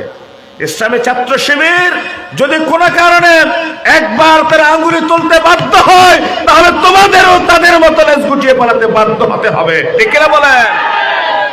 আজ মিছিল করে তার প্রতিবাদ জানানো হয়েছে। আমরা তার সুষ্ঠু বিচার চাই, নিরপেক্ষ তদন্তের মাধ্যমে একটা শান্ত পরিবেশকে শান্ত রাখতে চাই। বাংলাদেশের 5ই আগস্টের এই নেপথ্যের কারিগর যারা ছিল, বাংলাদেশের 5ই আগস্টের পেছনে যারা রক্ত দিয়েছে, মুখ্য ভূমিকা পালন করেছে, আপনারা ঢাকা থেকে গ্রাম অঞ্চল পর্যন্ত ইতিহাস পর্যালোচনা করে দেখুন। যারা রক্ত দিয়েছে তাদের 150 জন সমন্বয়কদের ভেতরে 3 ভাগের 2 ভাগ সংগঠনের শপথের কর্মী, কেউ সাথী, কেউ সদস্য, কেউ কর্মী, কেউ দায়িত্বশীল। যখন যেভাবে পেরেছে 20 কোটি মানুষের ভাগ্য পরিবর্তনের জন্য আমার ভাই আবু সাইদ, আমার ভাই শান্ত, মুগ্ধ, বুক পেতে গুলি বরণ করার মাধ্যমে এই দেশের ভাগ্য আকাশে নতুন সূর্য উদিত করেছে। ঠিক কিনা বলেন? এই সূর্যকে অস্তমিত করে দেবার জন্যে একদল রক্ত খেকু, রক্ত চোষা আবার নতুন করে ষড়যন্ত্রে মেতে উঠেছে। রূপকানিয়াবাসীকে সজাগ এবং সাবধান থাকার জন্য আবদার করব।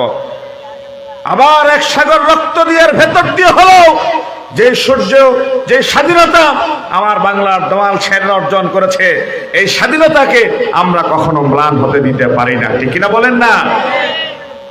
এই কথা বলার সুযোগ এই ওপেন পরিবেশে দ্বীনের পক্ষে অবস্থান নেওয়ার এই সুযোগ আল্লাহ রাব্বুল আলামিন অনেক কষ্টের ভেতর দিয়ে আমাদেরকে দান করেছে। আমরা আরেকবারও যদি রক্ত দিয়ে প্রয়োজন মনে করি, এই রক্ত দিয়ে স্বাধীনতাকে টিকিয়ে রাখার জন্য আমরা প্রাণপণ চেষ্টা করবো বলি ইনশাআল্লাহ। সেদিকে মনে হয় যেতে হবে। জাহাঙ্গীরনগর বিশ্ববিদ্যালয়ের ঘটনা এবং চট্টগ্রাম পলিটেকনিক্যালের ঘটনা আমাদেরকে সেদিকেই যেতে বোধহয় বাধ্য করছে। আপনারা যারা হয়তো জানেন না, আপনারা মিডিয়ার মাধ্যমে জেনে নেবেন। প্রিয় ভাইরা আমার নবীর বিচারের ব্যাপারে কথা বলছিলাম। তিনি এমন উদারতার পরিচয় দিয়েছিলেন, মক্কা বিজয়ে সাধারণ ক্ষমা ঘোষণা করলেন। শুধু তাই নয়, হুদায়বিয়ার সন্ধিতে আমার নবী স্বপ্ন দেখলেন, সাহাবায়ে কেরামরা স্বপ্ন দেখলো তারা আল্লাহর ঘরের তাওয়াফে যাচ্ছে।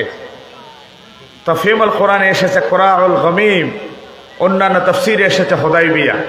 হুদাইবিয়া নামক উপত্যকায় যাওয়ার পরে আবু সুফিয়ান সামনে এসে বাধা হয়ে দাঁড়ায়, মুহাম্মদ তোমাকে না আজ থেকে 6 বছর আগে বের করে দিয়েছিলাম, তুমি আবার এসেছো, তোমাকে ঢুকতে দেওয়া হবে না, go back to Medina. Muhammad রাসূলুল্লাহ বলছেন, না, আমরা যুদ্ধ করতে আসি নাই, আমাদের সাথে আছে কোষবদ্ধ তরবারি, পরনে আছে হেরামের কাপড়, আমরা আল্লাহর ঘরের তাওয়াফে যাচ্ছি, আমাদেরকে ঢুকতে দাও। তারা বলছেন না। 3 দিন পর্যন্ত অবস্থান করলো সেখানে। একটা সিদ্ধান্ত হলো, একটা চুক্তি হবে এখানে। সেই চুক্তির ভেতরে লেখা হলো মুসলমানরা এই বছর মদিনায় ফিরে যাবে, আগামী বছর মক্কায় আসবে, 3 দিনের জন্য অবস্থান করবে, আর আমরা মক্কার জমিন ছেড়ে বাইরে চলে যাব। তাদের সাথে থাকবে শুধু কোষবদ্ধ তরবারি। এই যুদ্ধ বিগ্রহ 10 বছর পর্যন্ত স্থগিত থাকবে। 10 বছর পর্যন্ত স্থগিত থাকবে, কেউ কারো উপর আক্রমণ করবে না। 6 বছর পরে আমার নবী হুদাইবিয়াতে গিয়ে 30 কিলোমিটার দূরে গেলেই তিনি মক্কার নাগাল পাচ্ছেন, তিনি যান নাই। এই চুক্তির লেখক ছিলেন মুসলমানদের পক্ষে হযরত আলী রাদিয়াল্লাহু তাআলা আন, আর কুরাইশদের পক্ষে চুক্তির লেখক ছিলেন সুহাইল ইবনে আমির, বুখারীর হাদিস। এই চুক্তির হেডলাইন দেখা হচ্ছে হাযা মা কাদা আলাইহি মুহাম্মদুর রাসূলুল্লাহ সাল্লাল্লাহু আলাইহি ওয়াসাল্লাম। এই চুক্তিটা সম্পাদিত হচ্ছে মুহাম্মদ রাসূলুল্লাহ এবং কুরাইশদের মাঝে। কিন্তু কুরাইশদের পক্ষ থেকে আপত্তি জানানো হলো, মুহাম্মদ তুমি তো বড় চালাক, বড় চতুর মানুষ, যে এই চুক্তির হেডলাইনে যদি তুমি লিখে দাও এই চুক্তি হচ্ছে মুহাম্মদ রাসূলুল্লাহ এবং কুরাইশদের মাঝে, তাহলে আলটিমেটলি তুমি যে রসুল সেটা তো আমাদেরকে মানতে বাধ্য করলা। বলে যে না, মুহাম্মদের পরে রাসূলুল্লাহ লেখা যাবে না, মুহাম্মদের পরে দিতে হবে মুহাম্মদ ইবনে আব্দুল্লাহ। হযরত আলী রাদিয়াল্লাহু তাআলা আনহুকে বলা হলো, আলী, মুহাম্মদের পরে রাসূলুল্লাহটা তুমি কেটে দাও। হযরত আলী রাদিয়াল্লাহু তাআলা আনহু কলমটা হাত থেকে ফেলে দিলেন। এটা বেয়াদবির ফেলে দেয়া নয়। অনেকেই বলেছেন হযরত আলীর জন্ম হয়েছে খানে কাবার সেহেনের ভেতরে, খানে কাবার আঙ্গিনায়। হযরত আলী রাদিয়াল্লাহু তাআলা আনহু আমার নবীর চাচাতো ভাই, আমার মেয়ের জামাতাও। তিনি বললেন, আমি আলীর বেড়ে ওঠা মুহাম্মদ রাসূলুল্লাহর নবুয়তি পরিবেশে, মুহাম্মদ রাসূলুল্লাহর কোলে কাঁধে করে আমি বড় হলাম, আর আমি আলীর হাত দিয়েই জীবন যাবে, রাসূলুল্লাহ শব্দ কাটা যাবে না। বিশ্বনবী মুহাম্মদ সাল্লাল্লাহু আলাইহি ওয়াসাল্লাম কলমটা হাতে নিলেন, এক টান দিয়ে তিনি রাসূলুল্লাহটা কেটে দিলেন। জমিনে যদি মুহাম্মদ রাসূলুল্লাহ সাল্লাল্লাহু আলাইহি ওয়াসাল্লামকে কেউ কষ্ট দেয়, সেই কষ্ট জমিনের ভিতরে সীমাবদ্ধ থাকে না, সেই কষ্টের খবর পৌঁছে যায় আরশ আজিমে। কোরআনুল কারীম আল্লাহ রাব্বুল আলামিন জিবরিল আমিনকে পাঠিয়ে দিয়ে বললেন, ও জিবরিল, হুদাইবিয়ার সন্ধি থেকে আমার নবীর পাশ থেকে রাসূলুল্লাহ কেটে দেয়া হলো। একটি চুক্তি পেপার থেকে আমার নবীর নামের পাশ থেকে যদি রাসূলুল্লাহ কেটে দেয়া হয়, এটা তো কিছুদিন পরে পোকামাকড়ে খেয়ে ফেলবে, ছেড়ে যাবে, পুরাতন হয়ে যাবে, জীর্ণ হয়ে যাবে, শীর্ণ হয়ে যাবে। এই ব্যাপারে আমার নবীর পাশে রাসূলুল্লাহ থাকলো কে, কাটলো কি, তো এটা খাল্লি বাল্লি বাদ দাও। তুমি কোরআনুল কারীমের মতো পার্মানেন্ট অর্ডিন্যান্স দিয়ে এই মুহাম্মদ রাসূলুল্লাহ শব্দটা লিখে দাও। আল্লাহ রাব্বুল আলামিন সূরা ফাতিহার ভিতরে দিয়ে দিলেন, মুহাম্মাদুর রাসূলুল্লাহ ওয়াল্লাযীনা মা'আহু আশিদ্দাউ আলাল কুফফারি রুহামাউ বাইনাহুম। বলে যে মুহাম্মদ সাল্লাল্লাহু আলাইহি ওয়াসাল্লাম আল্লাহর রাসূল, তিনি তার বন্ধুদের জন্য কোমল আর কাফেরদের জন্য বজ্র কঠোর। আমার নবী সেই জায়গায় চাইলে সাহাবায়ে কেরামদের উস্কে দিতে পারতেন যুদ্ধে জড়ানোর জন্য। হুদাইবিয়া নামক উপত্যকায় সন্ধি করার মাধ্যমে তিনি ফিরে গেলেন। মক্কা বিজয়ের দিন 10,000 সাহাবীর হাতে অস্ত্রে শস্ত্রে সজ্জিত থাকার পরেও তিনি তাদেরকে ক্ষমা করে দিলেন। আমার নবী যদি সেই দিন একটুখানি ইঙ্গিত করতেন, তামা হয়ে যেত মক্কাবাসী। শুধু তাই নয়, তিনি খানে কাবায় প্রবেশ করার জন্য সামনের দিকে রওনা হয়ে গেলেন। একজন মানুষের হাতে ছিল চাবি, যার নাম হচ্ছে ওসমান ইবনে তলহা। নাম বলেন কি নাম? ওসমান ইবনে তলহা। ওসমান জিন্নুরাইন নয়, রাসূলুল্লাহর 2 মেয়ের জামাই ওসমান নয়, যার নাম হচ্ছে ওসমান ইবনে তলহা, যার হাতে ছিল খানে কাবার চাবি। আমার নবী তার থেকে চাবিটা খুঁজলেন, কিন্তু চাবিটা তিনি দিলেন না। হযরত আলী রাদিয়াল্লাহু তাআলা চাবিটা তার থেকে জোর করে কেড়ে নিলেন। তিনি সামনে রওনা হয়ে গেলেন, খানায় কাবায় প্রবেশ করবেন। পেছন দিক থেকে তিনি দেখে আছেন, টের পান নাই তিনি কে। একজন থেকে জিজ্ঞাসা করলেন ভাই উনি কে, তার সাথে যারা যাচ্ছে তারা কে? তখন তারা জানিয়ে দিল তিনি হচ্ছেন আজকের এই মহান বিজয়ের নায়ক মুহাম্মদুর রাসূলুল্লাহ। তিনি সাথে সাথে জানিয়ে দিলেন, লাউ আলিমতু আন্নাহু রাসূলুল্লাহ সাল্লাল্লাহু আলাইহি ওয়াসাল্লাম লাম আমনাহু, যদি আমি জানতাম তিনি মুহাম্মদুর রাসূলুল্লাহ, আল্লাহর কসম সাবিনা দিয়ে বাড়াবাড়ি করতাম না। রাসূলুল্লাহ চাচা আব্বাস রাদিয়াল্লাহু তাআলা পরক্ষণে তিনি চাবিটা নিজের দখলে রাখতে চাইলেন। মুহাম্মদুর রাসূলুল্লাহ সাল্লাল্লাহু আলাইহি ওয়াসাল্লাম জানিয়ে দিলেন, আমার রক্তের আত্মীয়রা কেন, বাকি কারো হাতে আমি চাবিটা দিতে পারি না। যার হাত থেকে চাবিটা নিলাম কিয়ামত পর্যন্ত কোন জালেম সম্প্রদায় ছাড়া চাবি কেড়ে নিতে পারবে না। কোরআনুল কারীমের আয়াত তিনি তেলাওয়াত করলেন, ইন্নাল্লাহা ইয়া'মুরুকুম আন তু'আদ্দুল আমানাতি ইলা আহলিহা ওয়া ইযা হাকামতুম বাইনান নাসি আন তাহকুমু بالعدل إن الله نعما يعظكم به إن الله كان سميعا بصيرا। রবের নির্দেশ, তোমরা আমানতদারদের আমানত, তাদের গচ্ছিত সম্পদ যথাযথভাবে তাদের হাতে পৌঁছে দাও। এই নির্দেশটা কার? কথা বলে না, নির্দেশটা কার? আপনার হাতে কেউ যদি গচ্ছিত আমানত টাকা রাখে, সেই টাকা যদি পুরাতন টাকা হয় তার হাতে পুরাতন টাকা ফিরিয়ে দিয়ে, আমানত যদি আপনার হাতে নতুন টাকা দেয় আপনি পুরান টাকা দিয়ে নতুন টাকা এক্সচেঞ্জ করতে পারেন না। লা ঈমান লিমান লা আমানাত লাহু ওয়ালা দীন লিমান লা আহাদ লাহু। আমানতের কোনো বালাই নাই, আপনার ঈমানের কোনো কিঞ্চিত যররা পরিমাণ আবদারের সুযোগ নাই, প্রতিশ্রুতি রক্ষা নাই, আপনার দিনদারিয়তের কোন যররা পরিমাণ দাবিদার আপনি নিজের পেশ করতে পারেন। আমাদের অনেকে এই কথা বলি, আসি রূপকানিয়ায় বলি সাতকানিয়ায়, আসি সাতকানিয়ায় বলি আমিরাবাদ, বলি যে ফোনে কথা বললে কি এটা মিথ্যা হয়? বলে যে এটা তো মিথ্যা হয় না, মিথ্যা তো মিথ্যাই। এই জন্য মুহাম্মদ রাসূলুল্লাহ সাল্লাল্লাহু আলাইহি ওয়াসাল্লামকে আল্লাহ রাব্বুল আলামিন বলে দিলেন, নবী হে আমার, আপনি মদিনা প্রজাতন্ত্রের প্রেসিডেন্ট, আপনার কাছে মানুষ বিচারের ফয়সালার জন্য আসবে, আপনি সকল বিচারের রায় দিতে পারবেন না। অনেক সময় কোন বিচারের রায় আপনি দিলেন আর কোন বিচারের রায় দেওয়ার ক্ষেত্রে বিব্রত বোধ করেন। আজ আপনারা অনেকেই জানেন, দেশনেত্রী বেগম খালেদা জিয়ার একটা রায়, একটা আদালতে গেল, বিচারক তিনি চিন্তা করলেন আমি এই বিচারের রায় দিতে পারবো না, আমি বিব্রত বোধ করলাম, এই রায়টা অন্য আদালতে পাঠানো হোক। এরকম হয় কি হয় না? বড় ফিগার, বড় মাসুল, বড় দায়িত্বশীল, বড় লিডার, ভাগ্যের পরিবর্তনে তিনি প্রধানমন্ত্রী হয়ে যেতে পারেন, ভাগ্যের পরিবর্তনে তিনি প্রেসিডেন্ট হয়ে যেতে পারেন, প্রাইম মিনিস্টার হয়ে যেতে পারেন। এমন একজন ব্যক্তির রায় আমার আদালত থেকে যদি দেয়া হয় আর আমি যদি তার সময়ে কোনো সময় চাকরি টিকে থাকে, তখন আমার তো 12টার উপর আরে কিছু থাকলে সেটাও বাঁচবে। এই কথা চিন্তা করে অনেক বিচারক বলে, যাদের ফিউচার আছে, যাদের চাকরির প্রতি মায়া আছে, বা ইন কেস অফ ইমার্জেন্সি কোনো কারণে, তারা বলে না, এই বিচারের রায়টা দিতে আমি বিব্রত বোধ করলাম। এটা কোরআনের পরিবেশা, এটা মানুষের বানানো পরিবেশা নয়। কিন্তু আমরা কোরআনের পরিবেশাকে বিলকুল ভুলে গিয়ে আমরা কোর্টের পরিবেশা হিসেবে সেই কথাটাকে আজকে চালিয়ে দিই। মুহাম্মদ রাসূলুল্লাহ সাল্লাল্লাহু আলাইহি ওয়াসাল্লামকে বললেন, সাম্মাউনা লিল কাযিবি আকালুনা লিস-সুহ ফাইন জাউকা ফাহকুম বাইনাহুম আও আ'রিদ আনহুম।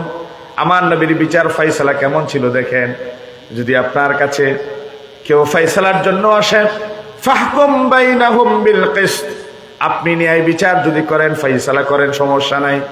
ওয়া ইন তু'রিদ আনহুম ফালাই ইয়াদুররুকা শাইআ, আপনি যদি বিচার বিব্রত বোধ করতে চান, ফয়সালা যদি না দিতে চান, আপনি না দিয়েও পারেন, কেউ আপনার ক্ষতি করতে পারবে না। তবে এই কথা জেনে রাখেন, ন্যায় বিচার যারা কায়েম করে, ইন্নাল্লাহা ইউহিব্বুল মুকসিতিন, ন্যায় বিচারকদেরকে রব্বে কারীম অনেক বেশি ভালোবাসে, অনেক বেশি পছন্দ করে। আচ্ছা বলেন, রব যদি কাউকে ভালোবাসে, রব যদি কাউকে মহব্বত করে, তার কি পৃথিবীর অন্য কোনো রাজা প্রজা মহারাজার ভালোবাসার দরকার আছে? কথা বলে না, ভালোবাসার দরকার আছে? তাহলে আমরা আল্লাহর ভালোবাসা যদি পেতে চাই, নিজেদেরকে ন্যায় বিচারকের মানদণ্ডে উত্তীর্ণ করি। ন্যায় বিচারক তামাশা করে মিথ্যা কথা বলা যাবে না। ন্যায় বিচারক ব্যক্তিত্বহীন কোন আচরণ করা যাবে না। ন্যায় বিচারক বিচারের রায় দেওয়ার আগে রায় ফাঁস করা যাবে না। ন্যায় বিচারক আপনি না জেনে অজ্ঞতাবশত কোনো ফয়সালা দিতে পারেন না। ন্যায় বিচারক নবী করিম সাল্লাল্লাহু আলাইহি ওয়াসাল্লাম বলেছেন, মা মিন ওয়ালিয়িন রাইয়াতান মিনাল মুসলিমিন ওয়া হুয়া লাহুম গাশশুন ইল্লা হারামাল্লাহু আলাইহিল জান্নাহ।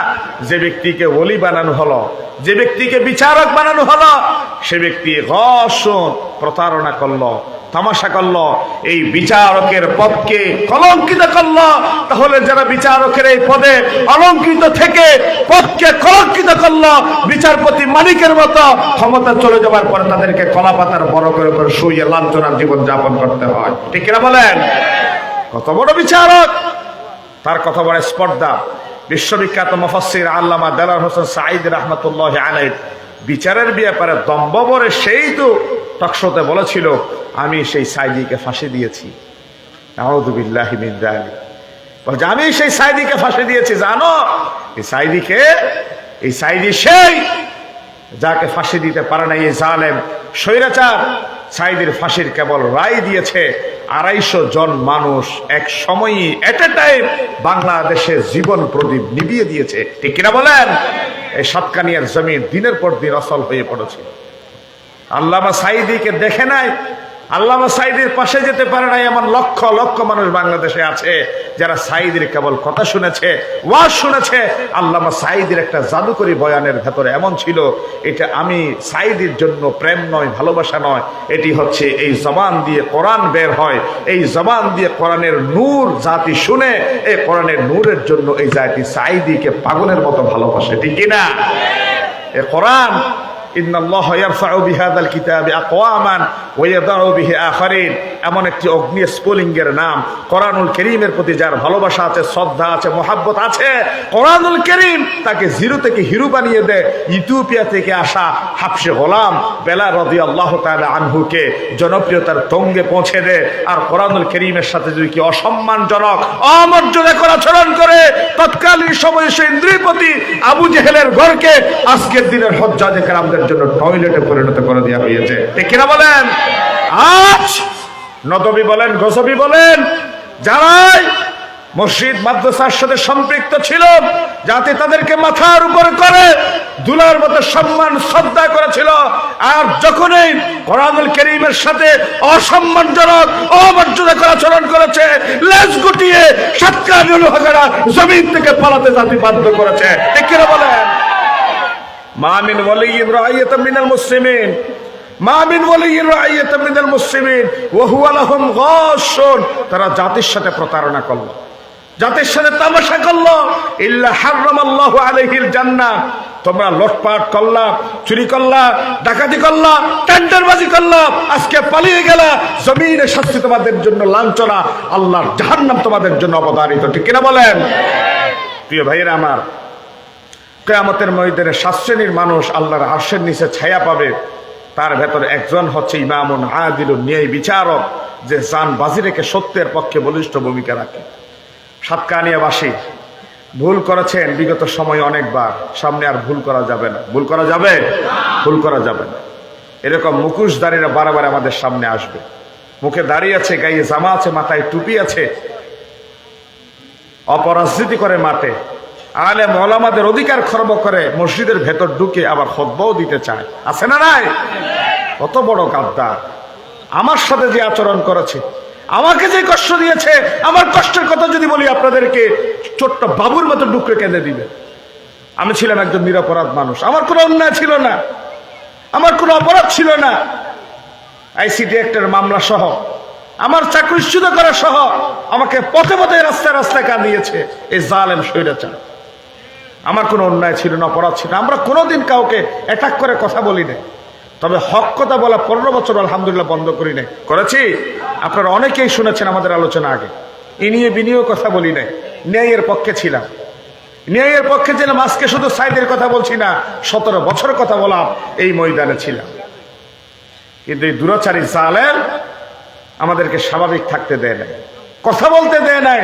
রাত্রিবেলায় ফোন করে হুমকি দিত, চাকরির জায়গায় তাদেরকে ধমকি দিত সে যেন চাকরিতে না আসে, ওই মসজিদে যেন খুতবা পড়াইতে না পারে।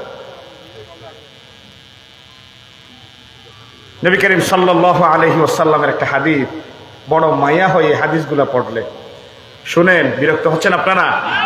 শুনেন, মা মিন হাকিমিন ইয়াহকুমু বাইনান নাস, কিয়ামতের ময়দানে যারা বিচারক তাদেরকে আল্লাহ তাআলার সামনে দাঁড়া করাবেন, ইল্লা জাআ ইয়াউমাল কিয়ামা ওয়া মালাকুন আখিযুন বিকাফা, ফেরেশতারা এরকম বিচারকের ঘাড়দার উপরে এরকম ধরে থাকবেন। যারা বিচারক জুলুম করেছে, নিরপরাধ আমার কাদের মোল্লাকে ফাঁসি দিয়েছে, নিরপরাধ কামরুজ্জামানকে ফাঁসি দিয়েছে, নিরপরাধ পৃথিবীতে এত ভদ্র মানুষ কেমনে থাকে? মাওলানা মতিউর রহমান নিজামী রাহমাতুল্লাহি আলাইহি কত বড় বুদ্ধিজীবী ছিলেন এই কামরুজ্জামান, কত বড় শিল্প উদ্যোক্তা ছিলেন এই মীর কাসেম আলী। এই সমস্ত দেশের সোনার মানুষগুলা যারা ধরে ধরে ফাঁসি দিল, এই সমস্ত জালেমদেরকে কিয়ামতের ময়দানে ফেরেশতারা ঘাড় ধরে এইভাবে ধরে থাকবেন, ধরে সুম্মা ইয়ারফাউ রাসাহু ইলাস সামা, আকাশের দিকে ফেরেশতারা দেখে থাকবে, এইভাবে আকাশের দিকে দেখে থাকবে, আল্লাহর দিকে দেখে থাকবে। আল্লাহ তাআলা বলবে ফাইন ক্বালা আলকি, ছেড়ে দাও। এই যে ঘাট ধরে দাঁড়িয়ে আছে, আল্লাহ তাআলা বলবে আলকি, ছেড়ে দাও। বলে যে ফালকাহু ফি মিহওয়াতি 40 খরিফা, বলে যে এমন জায়গায় ছেড়ে দেওয়া হবে যার তলদেশ খুঁজতে 40 বছর সময় লাগবে। নাউজুবিল্লাহ বলেন না, 40 বছর সময় লাগবে যার তলদেশ খুঁজে বের করতে। কেউ কলার বরকে শুয়ে আছে, কেউ মানুষের কাছে ক্ষমা চায়, কারো হাতে কারো পায়ে ডান্ডা বেরি, কারো মুখের হাসি নাই, আজকে উস্কো কুস্কো এলোমেলো চুল। কেউ তো দরবেশ হয়ে সারা জীবন তো ক্ষমতার অপব্যবহার করে, সম্পদ লুটপাট করে, শেষ পর্যন্ত যখন ক্ষমতা হাত ছাড়া হয়ে গেল, আমার নবীর সুন্নাহ ফেলে দিয়ে লুঙ্গি পরে গেঞ্জি গায়ে দিয়ে নৌকার মাঝি সাজে পাগলের মতো পালাতে বাধ্য চেষ্টা করেছে। ঠিক কিনা বলেন? কোরআনুল কারীমের সূরা হাক্কার দুটো আয়াত মনে হচ্ছে যেন এখন নাজিল হচ্ছে, মনে হচ্ছে এখন নাজিল হচ্ছে।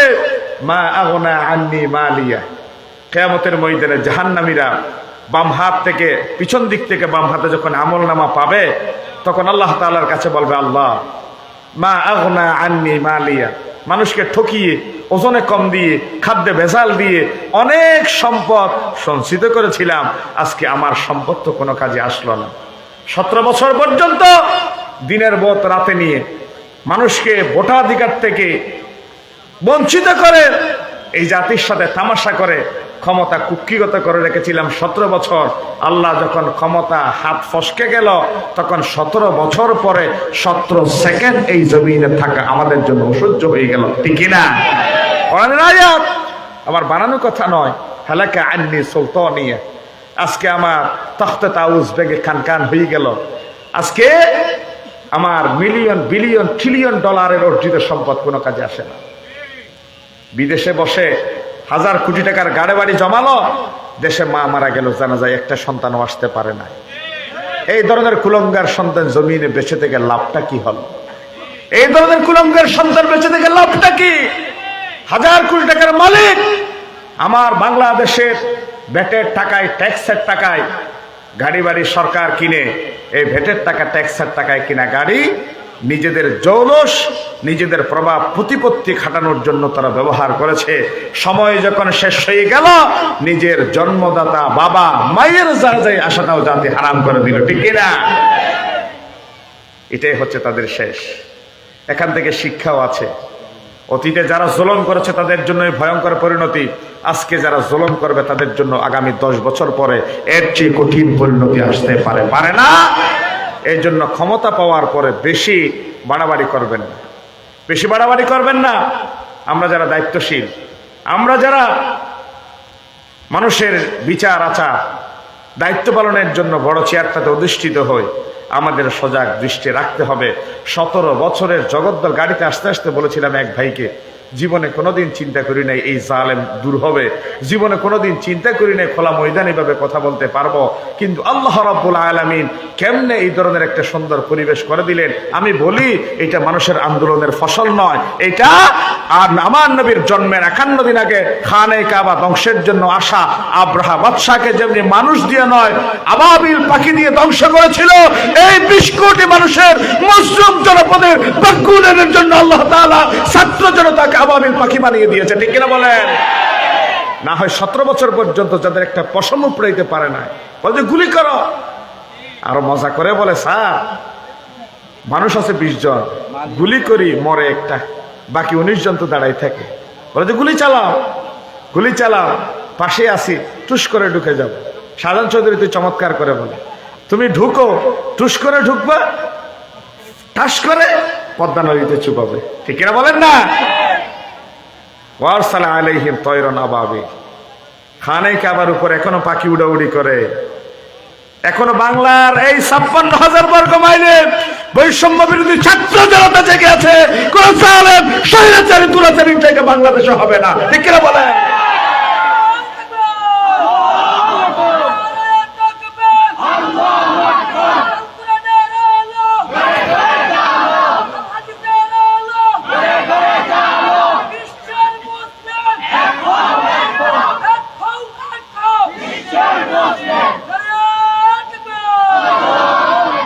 কত বড় জালেম স্বৈরাচার! গ্রাম থেকে ধরে নিয়ে আসলো ব্রেকফাস্টের টাকা দিয়ে রাত্রিবেলায় যারা করা হলো, তাদের শেখানো বলিগুলা কোর্টে তারা বলা বলি শুরু করলো। 1971 সাল 5 আগস্ট রাত্রিবেলায় অমুক পাহাড়ে অমুকের বাড়িতে আমার চোখের সামনে গুলি করে হত্যা করতে দেখেছি অমুককে। আচ্ছা, বেশ ভালো কথা, বেশ ভালো কথা। 1971 সাল, আজ থেকে 50 বছর আগে 5 আগস্ট, ভালো কথা। শনিবার সুন্দর 10টা বাজে, ভালো। আমি নিজে সামনে ছিলাম। বয়স কত? 20 বছর। আপনি চোখে ভালো করে দেখেছিলেন? বলে যে হ্যাঁ। আজকে কি বার? আজকে কি বার? এটা তো আমি ভুলে গেলাম। আপনি কোত্থেকে এসেছেন? বলে যে আমার বাড়ি হচ্ছে রংপুর। রংপুর থেকে আপনি এই ঢাকা ট্রাইব্যুনাল পর্যন্ত আপনাকে কি গাড়িতে করে আনা হয়েছে? বলে যে গাড়ির নাম তো আমি দেখি নাই। আজকে কোথায় খাবেন? বলে যে ওনারা যেখানে নিয়ে যায়। আপনি আসার সময় রংপুর থেকে এখানের ভাড়া কত? বলে যে সেটাও ভাড়া আমি দিয়ে আসি নাই। তাহলে এই কথা কি বোঝা যায় না যে রাত্রিবেলায়, এর আগের দিনের বেলায়, গত 1 সপ্তাহ ধরে তোতা পাখির নিয়ে 1971 সালের 5 আগস্ট শনিবার সকাল 10টায় অমুক মার্কেটের 3য় তলায় অমুকের ঘরে গুলি করে হত্যা করেছে। আমি সামনে ছিলাম। এটা কি বানানো টোনানো কথা? এই ব্যাপারে কি কোনো সন্দেহ আছে?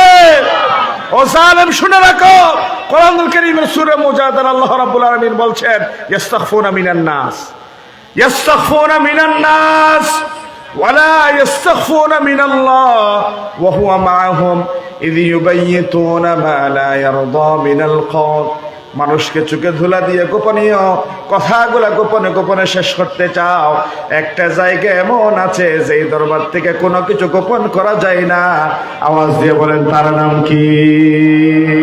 আমার আল্লাহ বলেছেন, মা ইয়াকুনু মিন নাজওয়া সালাসাতিন ইল্লা হুয়া রাবিউহুম ওয়ালা খামসাতিন إلا هو سادسهم ولا أدنى من ذلك ولا أكثر إلا هو معهم أينما كانوا। তোমরা যারা গোপনে 3 জনে বসো, চতুর্থ জন আমার আল্লাহ। তোমরা যারা গোপনে 5 জন বসো, ষষ্ঠ জন আমার আল্লাহ। তোমরা গোপনে 3 জনের চেয়ে কম, ষষ্ঠ জনের চেয়ে বেশি যেখানে গোপনে গোপনে কথা বলো, ব্রিফকেসের টাকা লেনদেন করো, নিরপরাধ মানুষদেরকে ধরে ধরে ফাঁসির কাস্টে ঝুলাও। তোমাদের গোপন সংবাদ দুনিয়ার কেউ না জানলো, একজনে জানেন। আওয়াজ দিয়ে বলেন, তিনি কে? সুম্মা ইউনাব্বিউহুম বিমা আমিলু ইয়াউমাল কিয়ামা। তোমাদের সেই দিন পালাবার কোনো পথ থাকবে না।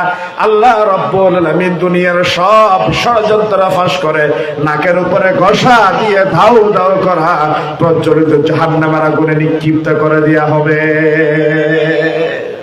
আসুন, ন্যায় বিচার নিয়ে লম্বা একটা কথা ছিল, অনেক কথা বলেছি, অনেক কথা বলার বাকি আছে, সামনে সময় আছে, পরিবেশ আছে, আল্লাহ যদি হায়াত দেন সুযোগ দেন কথা বলবো। ওমা আলাইনা ইল্লাল বালাগ। আসসালামু আলাইকুম ওয়া রাহমাতুল্লাহি ওয়া বারাকাতুহু। আলহামদুলিল্লাহ, সুবহান আলহামদুলিল্লাহ। সম্মানিত উপস্থিতি, এতক্ষণ পর্যন্ত আমাদের সম্মুখে কোরআন ও হাদিসের আলোকিত সারমর্ম আলোচনা পেশ করেছেন বিশিষ্ট ইসলামিক চিন্তাবিদ, উদীয়মান তরুণ আলোচক হযরত আল্লামা হাফেজ মাওলানা মুহিউদ্দিন মাহমুদ সাহেব। আমি সম্মানিত মুহতারামকে দক্ষিণ উত্তরবাসীর পক্ষ থেকে আন্তরিকভাবে মুবারকবাদ জানাচ্ছি।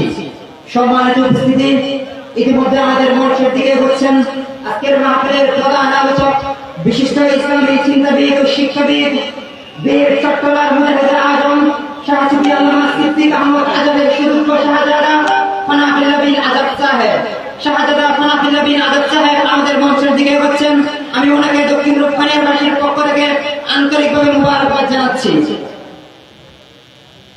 সম্মানিত উপস্থিতি, যারা দাঁড়িয়ে রয়েছেন পিছন থেকে, আপনাদের কাছে আমরা বিনীতভাবে হাত জোড় করে অনুরোধ করছি, আপনারা দয়া করে মাহফিলের সৌন্দর্য রক্ষার্থে দয়া করে আপনারা পিছনে দাঁড়িয়ে থাকবেন না।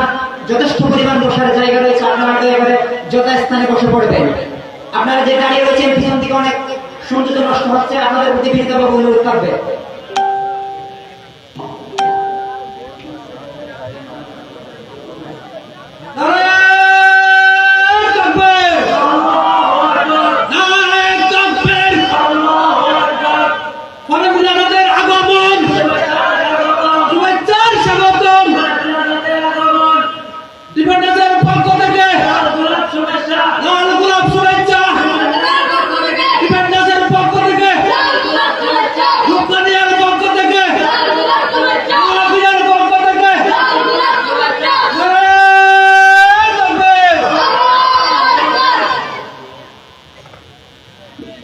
আলহামদুলিল্লাহ, সম্মানিত উপস্থিতি, আপনাদের কাঙ্ক্ষিত আলোচক জনাব আলোচনার জন্য আপনারা অনেক দিন আগ্রহে বসে আছেন।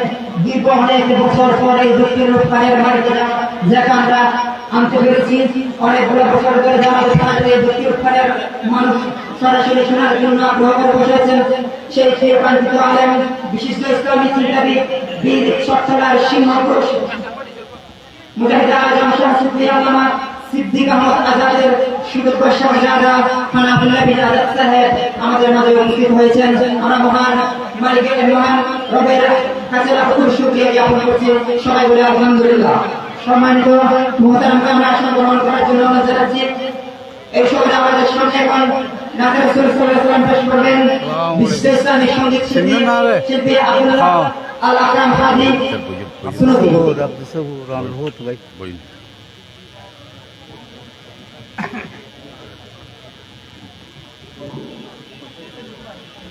আসসালামু আলাইকুম ওয়া রাহমাতুল্লাহি ওয়া বারাকাতুহু। कलामे इलाही में लिखा हुआ है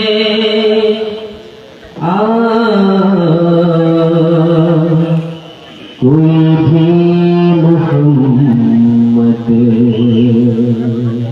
सल्लल्लाहु अलैहि वसल्लम के जैसा नहीं है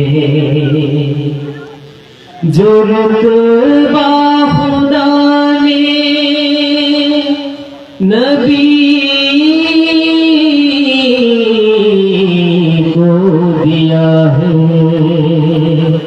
किसी और का ऐसा रुतबा नहीं है। प्यारे नबी पे कैसा खुदा मेहरबान है, सजदे में मोहम्मद के बनाए जहान है। अव्वल नबी भी आप है, आखिर नबी भी आप, अव्वल नबी भी आप है, आखिर नबी भी आप। इसकी गवाही देता खुदा का कुरान है, ये मोहम्मद की शान है, ये मोहम्मद की शान है, ये मोहम्मद की शान है, ये मोहम्मद की शान है। तारीफ नबी है नहीं दुनिया का कसीदा, उनको तो खुदा ने किया है नूर से पैदा। तारीफ नबी है नहीं दुनिया का कसीदा, उनको तो खुदा ने किया है नूर से पैदा। देखा खुदा ये पाक ने जब नूर मोहम्मद, देखा खुदा ये पाक ने जब नूर मोहम्मद, खुद नूर मोहम्मद पे खुदा हो गया शैदा। ये मोहम्मद की शान है, ये मोहम्मद की शान है, ये मोहम्मद की शान है, ये मोहम्मद की शान है। तारीफ क्या करूं मैं खुदा के रसूल की, कुरान में भी सूरह मोहम्मद नुज़ूल की। तारीफ क्या करूं मैं खुदा के रसूल की, कुरान में भी सूरह मोहम्मद नुज़ूल की। मेराज में नबी ने जो मांगा वो मिल गया, मेराज में नबी ने जो मांगा वो मिल गया। हर बात मोहम्मद की खुदा ने कबूल की। ये मोहम्मद की शान है, ये मोहम्मद की शान है, ये मोहम्मद की शान है, ये मोहम्मद की शान है, ये मोहम्मद की शान है, मेरे आका की शान है।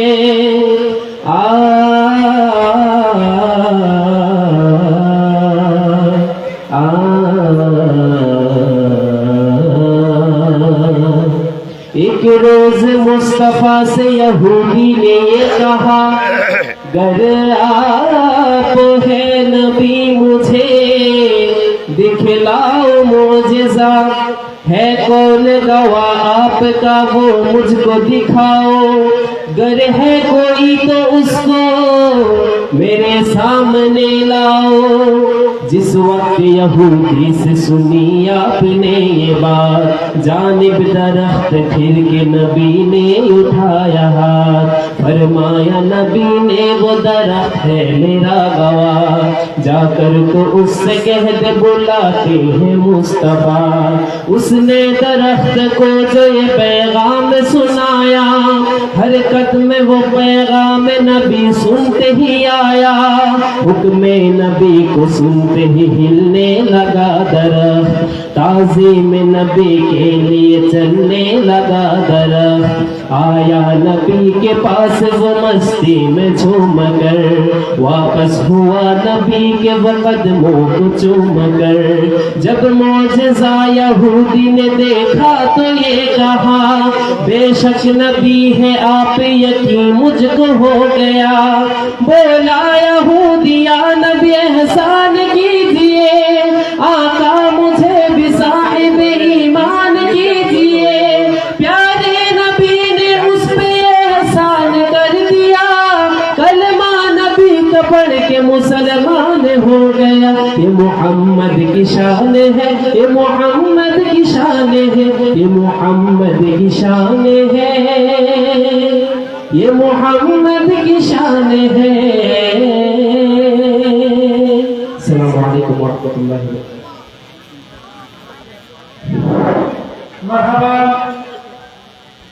एक আপনাদের সামনে গুরুত্বপূর্ণ আলোচনা পেশ করবেন আপনাদের সকলের সুপরিচিত বিশিষ্ট আলেম দ্বীন বীর চট্টলার মুজাহিদ আজম শাহসুফি আল্লামা সিদ্দিক আহমদ আজাদ রাহিমাহুল্লাহ এর সম্মানিত সন্তান শাহজাদা খান ফিল্লাহ বিন আজাদ সাহেব। মাহতারামের বিষয় ইসলামের দ্বিতীয় খলিফা হযরত উমর রাদিয়াল্লাহু তাআলা আনহু ইসলাম গ্রহণ ও বীরত্বের ইতিহাস। আপনারা দয়া করে এটুকু দাঁড়িয়ে না থেকে সামনে এসে বসে পড়ুন, মাঝখানে যথেষ্ট পরিমাণ জায়গা খালি রয়েছে। السلام عليكم ورحمة الله وبركاته. الحمد لله نحمده ونستعينه ونستغفره